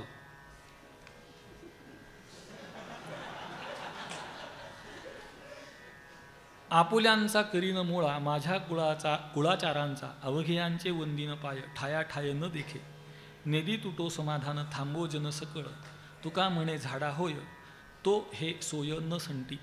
संत जन हो, तुम्ही माझ्या घरी आल्यावर मी माझ्या कुळाचाराच्या रीतीप्रमाणे तुमच्या सगळ्यांचा सत्कार करीन, पूजन करीन. मी तुम्हाला कमी अधिक पाहणार नाही, म्हणजे पात्र अपात्र असा भेद मी करणार नाही. तुमचे समाधान मी नाहीसं होऊ देणार नाही. माझ्या घरातील सगळ्या स्त्री पुत्राधिकांना थांबो सकळ जन, म्हणजे मी सर्वांना थांबवीन. या थांबवीनमधला अभिप्रेत आहे अर्थ ममाध्यासरहित होईल. ममाध्यासरहित झाल्याने तुमच्या समाधानाला मी कुठेही तुटू देणार नाही. तुका म्हणे झाडा होय, तो हे सोय न संडी. माझ्या पापाचा झाडा होणार नाही तोपर्यंत मी तुमच्या पायाचा आश्रय सोडणार नाही. जन्म मरणाची विसरलो चिंता, तू माझा अनंता मायबाप. होतील ते डोळा पाहेन प्रकार, भय आणि भार निरसली. लिगाडाचे मुळे होती पंचभूते, ज्याचे त्या पुरते विभागिले. तुका म्हणे झाला प्रपंच पारिखा, जीवासी तू सखा पांडुरंग. हे अनंता, हे देवा, हे भगवंता, तू माझा मायबाप आहेस, आणि त्यामुळे मी जन्म मरणाची चिंता विसरलो आहे. आता जे काही होईल ते मी निवांतपणे डोळ्याने पाहत राहीन. आणि भय आणि भार म्हणजे मृत्यूचं भय आणि प्रपंचाचा भार दोन्हीही बाजूला झालेला आहे, निरसला आहे. लिगाड या शब्दाचा अर्थ होतो ट्रबल, संकट किंवा डिफिकल्टी, अवघड प्रसंग. तर या संसाररूपी संकटाचं मूळ किंवा संसाररूपी अडचणीचं मूळ ही पंचभूतं आहेत, असा त्याचा अर्थ आहे. पुष्कळ विस्तार करण्यासारखा आहे, पण मी त्याचा आता तादात्म्य न ठेवल्यामुळे ही पंचभूती ज्याची त्याला दिलेली आहेत. ते पंचीकरणामध्ये पुष्कळ विस्ताराने विचारायला आहे की 5 फळं घेऊन 5 मित्र सहलीला गेले. मग प्रत्येकाने आपापलं अर्ध फळ आपल्याकडे ठेवलं, उरलेल्या अर्ध्या फळाचे 4 भाग केले, उरलेल्या 4घांना दिले आणि सगळ्यांचा 1-1 भाग घेतला. असं झालेलं पंचीकरण मी ज्याचं त्याला परत देऊन टाकलं. तुका म्हणे झाला प्रपंच पारिखा, जीवासी तू सखा पांडुरंग. मी आता प्रपंचाला पारखा झालेलो आहे. प्रपंच माझा आहे अशी माझी बुद्धी राहिलेली नाही, त्यामुळे तूच माझा जीवाभावाचा सखा आहे. पसायदानामध्ये भूता परस्परे पडो, मैत्र जीवाचे आहे, सगळे जीवांचे म्हणतात. जीवाचं मैत्र म्हणजे जीवाभावाची मैत्री, म्हणून ते भूता परस्परे पडो मैत्र जीवाचे, लोक जीवांचे म्हणतात. जे खळांची व्यंकटी जे खळाची व्यंकटी सांडो. पसायदान सुद्धा शुद्ध म्हणायला शिकवलं पाहिजे, असे दिवस आले. एक मोठ्या गायिका त्यांनी पसायदान म्हटलं पुण्यात, आणि मी ते ऐकायला खाली बसलो होतो. आता ही गोष्ट सांगतोय तेव्हा माझं वय वर्ष 3 होतं. तर मी ऐकत होतो. तर मी म्हणले चुकीचं म्हणलं या, असं मी म्हणालो. तर गुरुवारी महाराज मला म्हणले जाऊन त्यांना सांग तुम्ही चुकीचं म्हणलं. मी गेलो आणि सांगितलं तुम्ही चुकीचं म्हणला. तेव्हापासून ती सवय लागली, ती अजूनपर्यंत आहे गुरुवारी महाराजांच्या कृपेने, की जर चुकीचं असेल तर त्यालाच सांगितलं पाहिजे की तुमचं हे चुकलं, हे 3 उच्चार तुमचे चुकले, असं मी लिहून दिलं त्यांना, सांगितलं. तर त्यांनी सांगितलं आता पुढच्या वेळेपासून मी नीट म्हणेन, असं त्यांनी सांगितलं. म्हणल्या का नाही मला माहीत नाही. उदार तू हरी ऐसी कीर्ती चराचरी, अनंत हे थोरी गरजताती पवाडे. तू उदार आहेस, तुझी कीर्ती सगळ्या जगात आहे, आणि ही तुझी थोरी पवाडे गरजताती, म्हणजे सगळे वेद, सगळी शास्त्र, सगळी पुराणं तुझे हे पवाडे गातात. तुझे पायी माझा भाव, पुसी जन्म मरण ठाव, जन्म मरणाचा ठाव तू पुसला पाहिजेस, अशी माझी निष्ठा आहे. तुझ्या ठिकाणी माझी निष्ठा असल्यामुळे तू तो पुसला पाहिजेस. तू कसा आहेस, देवांचा तू देव, स्वामी सकळा ब्रह्मांडा. मागणे ते तुझं मागो, जीव भाव तुझं सांगो, लागो तरी लागो पाया तुमच्या दातारा. मी उठसूट कोणाच्याही पाया पडत नाही. मी जर पाया पडलो तर तुझ्याच पडतो. त्यामुळे माझं सर्वस्व मी तुला दिलेलं असल्यामुळे दिसो देसी केविल वाणे, तरी तुझची हे उणे, तुका म्हणे जिणे माझे तुझं अधीन. जगद्गुरु तुकोबारायांनी कागा केविलवाणा केलो दीनाचा दीन, काय तुझी ही न शक्ती झाली से दिसे, लाज येते मना तुझा म्हणविता दास, गोडी नाही रस बोलिलिया सारखी, लाज येते मना तुझा म्हणविता दास. तिथे भगवंताला म्हणलं तुझी शक्तीहीन झाली, कारण केविलवाणा जरी मी झालो तरी मी केविलवाणा होऊ नये ही जबाबदारी तुझी. म्हणून दिसो देशी केविलवाणे, तरी तुझची हे उणे, तुका म्हणे जिणे माझे तुझं अधीन. पहा किती आले शरण समानची केले, नाही विचारिले गुणदोष कोणाचे, मज शेवटीसा द्यावा ठावतयाचे देवा, नाही करीत हेवा काही थोरपणाचा. नाही पाहिला आचार कुळगोत्राचा विचार, फेडू आला भार मग न म्हणे दगड. तुका म्हणे सर्व जाणा तुझ्या आल्यावरी मना, केला तो उगाणा घडल्या महादोषाचा. सगळे जे जे तुला शरण आले ते समानची केले, म्हणजे त्या सर्वांना तू समान पदाची प्राप्ती करून दिलीस. समान दिलं असं नव्हे, तर अधिकारानुगुण ज्याला त्याला दिलं आणि त्याला समान स्थितीला आणून ठेवलं, असं तुझं सामर्थ्य आहे. तू त्यांचे गुणदोष न पाहता त्यांना इथपर्यंत आणलं. मला त्यांच्या शेवटी कुठेतरी तू ठाव दे, मला त्यांच्या बरोबर जरी बसवलं नाहीस तरी त्यांच्या पायाजवळ. म्हणून संत चरण रज लागता सहज, वासनेचे बीज जळून. संत चरणाच्या रजकणाच्या स्पर्शाचाही परिणाम इतका दिव्य असल्यामुळे त्याचा हेवा मी करत नाही. नाही करीत हेवा काही थोरपणा, त्यांच्या मोठ्यापणाचा मी हेवा करत नाही, पण मला त्यांच्या चरणाजवळ कुठेतरी तू जागा दे. नाही पाहिला आचार कुळगोत्राचा विचार, मी तू त्यांच्या आचाराचा कुळगोत्राचा कशाचाही विचार न करता, त्याला तो दगड आहे, पाषाण आहे का ज्ञानी आहे असं न पाहता त्यांना तू मुक्त केलंस. त्याप्रमाणे तुझ्या मनात आल्यानंतर तू कुणालाही मुक्त करतोस. त्याप्रमाणे मला सुद्धा त्या पुतनेची गोष्ट अशी सांगतात की भगवंतानी जेव्हा तिला मोक्ष दिला त्यानंतर तिच्या प्रेताला जेव्हा जाळलं तेव्हा त्यातून सुगंध आला. हा भगवंताच्या शरणागतीचा प्रकार आहे. आता चुकले बंधन गेले विसरून दान, आपुले ते वाण सावकाश विकावे. लाभ जोडला अनंत घरी सापडले वित्त, हातो हाती थित उरो तळण लाहेची. होते गोविले विसारे माप झाले एकसरे, होते होरे वारे तो चिला हो साधिला. करा या जतन तुका म्हणे निज धन, केला नारायण साह्यनेदी विसंबो. फार विस्तार पुष्कळ आहे, पण माझं बंधन आता नष्ट झालं.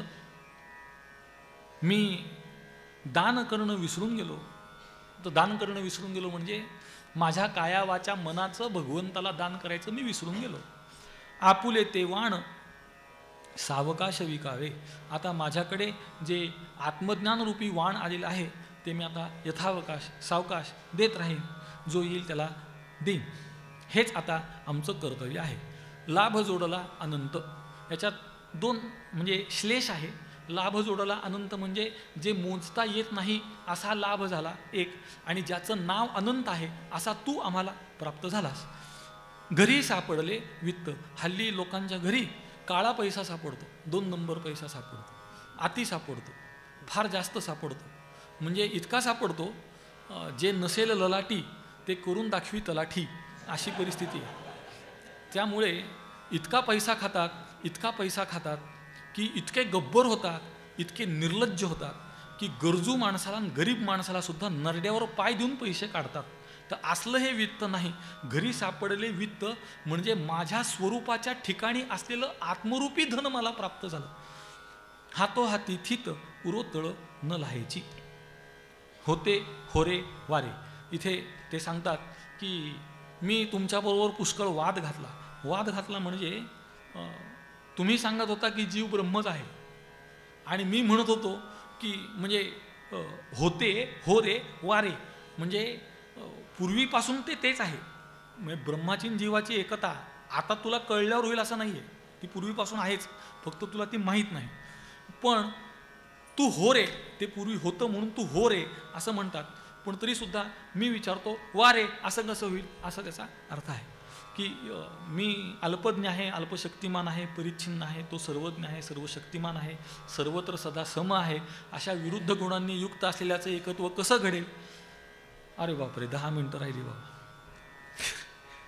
कराया जतन तुका म्हणे निजधन. हे निज या शब्दाचा अर्थ आपण जर उत्तर प्रदेशात गेला तर खाजगी वाहनांवर लिहिलेलं असतं निजी वाहन, तर निज हा शब्द सांगतो खाजगी स्वतःचं. हे निजधन आहे, स्वरूप आहे. असं निजधन केला नारायण साह्यनिधी विसंबो. त्याला ते कधीही जाऊ नये आपल्याजवळून म्हणून मी नारायणाला साह्य केलं, भगवंताचं साह्य घेतलं, आणि त्याचा परिणाम असा की विसंबो निधी. विसंबो निधी याचे 2 अर्थ होतात. एक अर्थ होतो विसरू देत नाही, आणि दुसरा अर्थ होतो दृष्टी आड होऊ देत नाही. तर मी त्या नारायणाला माझ्या दृष्टीच्या आड होऊ देत नाही. तुझ्या रूपे माझी काया, भरो द्यावी पंढरीराया, दर्पणीची छाया, एक रूपे भिन्नत्वे, सुख पडिले साठवणे, सत्तावेचे शनैशनै, अडचणीचे कोण, चारी मार्ग उगवले, वसो डोळ्यांची बाहुली, कवळे भिन्न छाया आली, कृष्णांजन चाली नव्हे परती माघारी, जीव ठसावला शिवे, मना आले तेथे जावे, फाटा पाहिला नावे, तुका म्हणे खंडले. ज्याप्रमाणे आता हा फार अगदी सैद्धांतिक अभंग आहे, याचा विस्तार करायचा तर कमीत कमी 1 महिनाभर तरी चिंतन केलं पाहिजे. म्हणून कावीळ झाल्यानंतर ज्याप्रमाणे दृष्टी बिघडते, पण अंजन घातल्यानंतर पुन्हा ती तशी कावीळ दिसत नाही, त्याप्रमाणे तुझ्या नावामुळे माझ्या डोळ्यामध्ये अंजन घातल्यामुळे आता मला पूर्वीसारखा हा प्रपंच दिसत नाही. सोसे सोसे मारू हाका, होईल चुका म्हणूनी, मागे पुढे क्षणभरी, नव्हे दुरी अंतर, नाममुखी बैसला चाळा, वेळोवेळा पडताळी, तुका म्हणे सुखी केले या विठ्ठले बहुतासी. नामचिंतनामध्ये खंड पडेल म्हणून पुन्हा पुन्हा सोसे सोसे म्हणजे कळवळून असा त्याचा एक अर्थ आहे, आणि दुसरा सोसे सोसे याचा ओढून ताडून केलेला अर्थ होतो प्रत्येक श्वासागणित, श्वासे श्वासे असा त्याचा एक ओढून ताडून केलेला अर्थ आहे. प्रत्येक श्वासाला 6 अहम सोहम योगाची मी उपासना करतो असा एक त्याचा अर्थ होतो. म्हणून त्याच्यामध्ये आता पुन्हा कधीही वर्तमान काळात व भविष्य काळात क्षणभर देखील अंतर पडू नये, देव दूर होऊ नये अशी माझी इच्छा असल्यामुळे माझ्या मुखामध्ये भगवंताचं नाव बसलेलं आहे, आणि त्यामुळे माझ्या मनाला वाणीला त्याचाच छंद लागला आहे.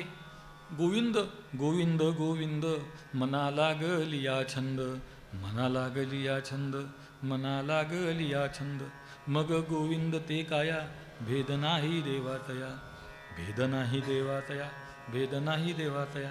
तसा या वाचेला चाळा लागलेला आहे. त्यामुळे मी आता फक्त आत्मनिरीक्षण करत आहे, आणि त्याचा अनुभव, आत्मनिरीक्षणाचा अनुवाद असा आहे की या विठ्ठलाने मला सुखी केलं आहे, आणि मलाच सुखी केलं आहे असं नसून बहुत जनांना त्यांनी सुखी केलेलं आहे, असंच त्यांनी सर्वांना सुखी करावं. धरुनिया चाली हवा, येईन गावा धावत, पाठविसी मूळ तरी लवकरी विठ्ठले, नाचेन त्या प्रेमसुखे, कीर्तिमुखे गाईन, तुका म्हणे संत मिळी पायधुळी वंदीन. इथे मूळ शब्दाचा अर्थ तुका म्हणे मज आठवा, तुका म्हणे मज आठवा, मूळ लवकरी पाठवा, आ एवढा करा उपकार, एवढा करा उपकार. मूळ शब्दाचा अर्थ आहे माहेरून पाठवलेला. त्याप्रमाणे भगवंता तू माझ्याकडे कुणाला तरी लवकर पाठव, मी तुझी कीर्ती गाईन, तुझी पायधुळी वंदीन, त्यामुळे तू मला लवकरात लवकर आपल्याकडे घेऊन जा. आणि शेवटी विचार केला असता जगद्गुरु तुकोबारायांना भगवंत सदेह वैकुंठाला घेऊन गेले. हे त्यांच्या तपश्चर्येचं फल आपल्या दृष्टीने चरित्र म्हणून आहे. स्वरूपदृष्टीने त्यांना ना येणं आहे ना जाणं आहे. मायबापाची भेटी अवघ्या तुटी संकोचा, भोगिले ते आहे सुख, खाता मुख मोकळे, उत्तम ते बाळासाठी, लावी उठी माऊली, तुका म्हणे झाली धणी, आनंद मनी न समाये. आपल्या पोराला वाढताना मुदी वाढते आई, भाताची मुदी वाढते, आणि दुसऱ्याला वाढताना भात मोकळा करून वाढते, असं त्याचं तात्पर्य आहे. उदासीनाचा देह ब्रह्मरूप, नाही पुण्य पाप लागत त्या, अनुताप अंगी अग्नीची ज्वाळा, नाही मृगजळा विजो येतं. यांच्या अंगी असणाऱ्या ज्या ज्वाळा आहेत त्या वैराग्यरूपी ज्वाळा आहेत. विवेकासहित वैराग्याचे बळ, धगधगीत ज्वाळा अग्नी जैसा, आणि त्याला जाळण्याचं सामर्थ्य संसाररूपी मृगजळामध्ये नाही. दोष ऐशा नावे देहाचा आदर, विटाळले अंतर अहंभावे. सगळ्यात मोठा विटाळ जर कोणता असेल, दोष कोणता असेल, तर देहाविषयीचा अहंभाव, देहाविषयीचा आदर, किंबहुना देहाविषयीची आत्मबुद्धी हा सगळ्यात मोठा दोष आहे. पण आता अनुतापामुळे मी त्याच्यापासून दूर झालेलो आहे. तुका म्हणे जाय नासोनिया खंती, तवची हे चित्ती बद्धता आहे, बद्धता ते. अशा रीतीने आपण शेवटापर्यंत आलेलो आहोत ना. आता ह्याचा थोडा विस्तार 2 मिनिटात करून आपण थांबू, कारण माझ्या हातात 3 मिनिटं आहेत. मला माझ्या गुरूंनी असं सांगितलेलं आहे, मी घड्याळ वापरत नाही फारसं, आहे पण वापरत नाही. कारण माझ्या गुरूंनी मला सांगितलं आहे, जेव्हा तू वेळ पाळायला शिकशील तेव्हा घाल. म्हणून मी वेळ पाळण्याचा आटोकाट प्रयत्न करतो. ज्या दिवशी मला असं कळेल की तर मी 100% वेळ पाळू शकतो, तेव्हा मी घड्याळ घालणार, म्हणजे नियमित घालीन. इथे या अभंगामध्ये 2 गोष्टी महत्त्वाच्या आहेत. आपल्याही दृष्टीने आणि आईबापांच्याही दृष्टीने. आपल्या दृष्टीने महत्त्वाची गोष्ट आहे संकोच सुटणं. संकोच सुटणं म्हणजे काय?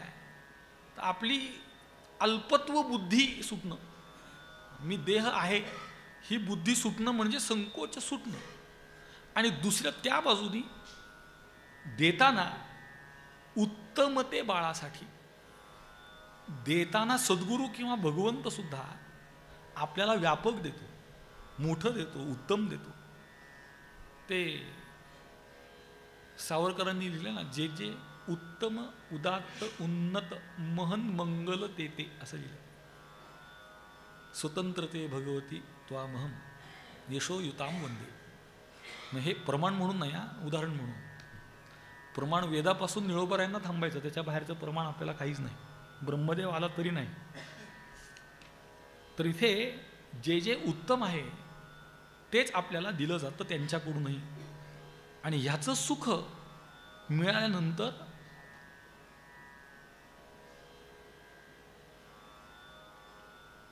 नाचत जाऊ त्याच्या गावारे खेळिया, सुख देईल विसावारे. ते जोपर्यंत आपल्याला ते सुख मिळत नाही तोपर्यंत त्याचा अनुवाद करणं व्यर्थ आहे. किंबहुना मौनाचिया मिठिया वा निजे असं ते आपलं आत्मरूप असल्यामुळे ते प्राप्त झाल्यानंतर ते प्राप्त व्हावं म्हणून संत मेळ्यामध्ये मी तुझ्या पायधुळीचं वंदन करीन, असं जगद्गुरु तुकोबाराय सांगतात. या सगळ्या अभंगांचा एक धावता भावार्थ हाच आहे. अजून आहे का अभंग? एक घाबरलो मी, वेळ संपली आता.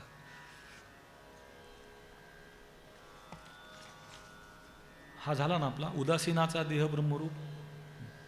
तर उदासीन या शब्दाविषयी फक्त एक वाक्य असं आहे की रसायनशास्त्रात केमिस्ट्रीमध्ये pH नावाचा एक प्रकार असतो. pH बेसिक आणि ॲसिडिक असा pH येतो. 1 ते 15. त्यातलं 7 हे न्यूट्रल असतं. म्हणजे 7 ना बेसिक असतं ना ॲसिडिक असतं.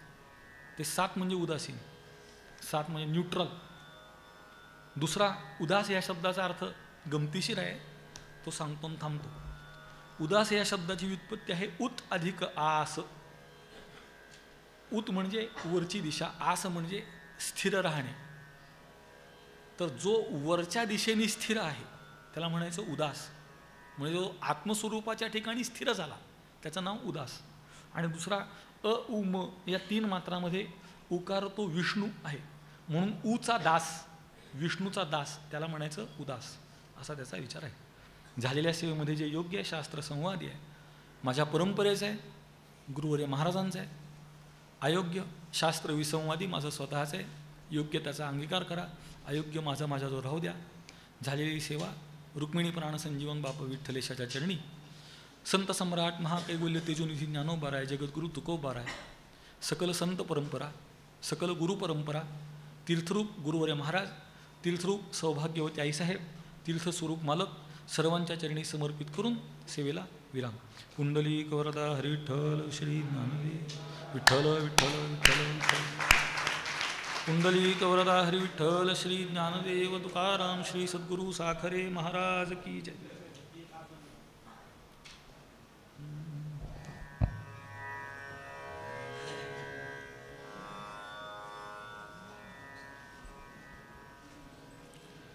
आता कुठे धावे मन, आता कुठे धावे मन, तुझे चरण देखलिया, तुझे चरण देखलिया, तुझे चरण देखलिया. भाग गेला क्षीण गेला, भाग गेला क्षीण गेला.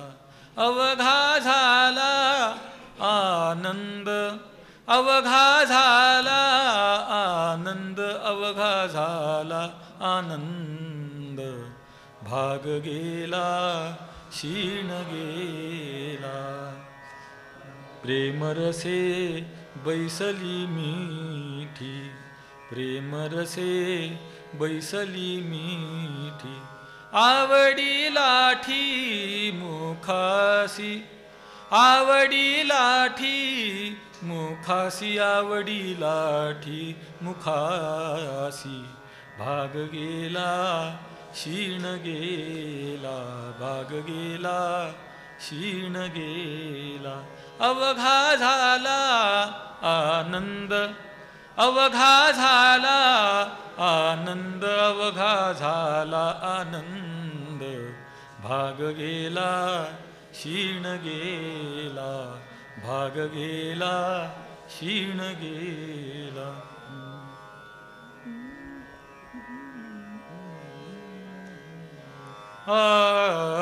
तुका म्हणे आम्हा जोगे, ए तुका म्हणे आम्हा जोगे.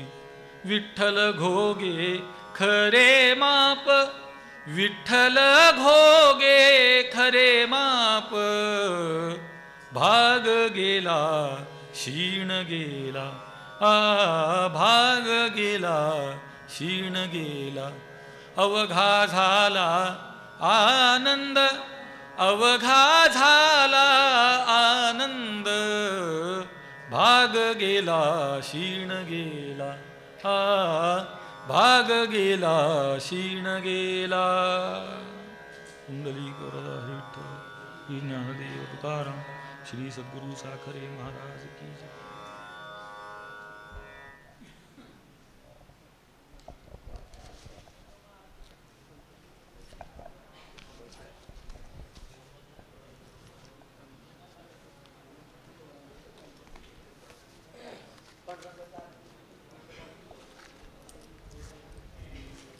योगे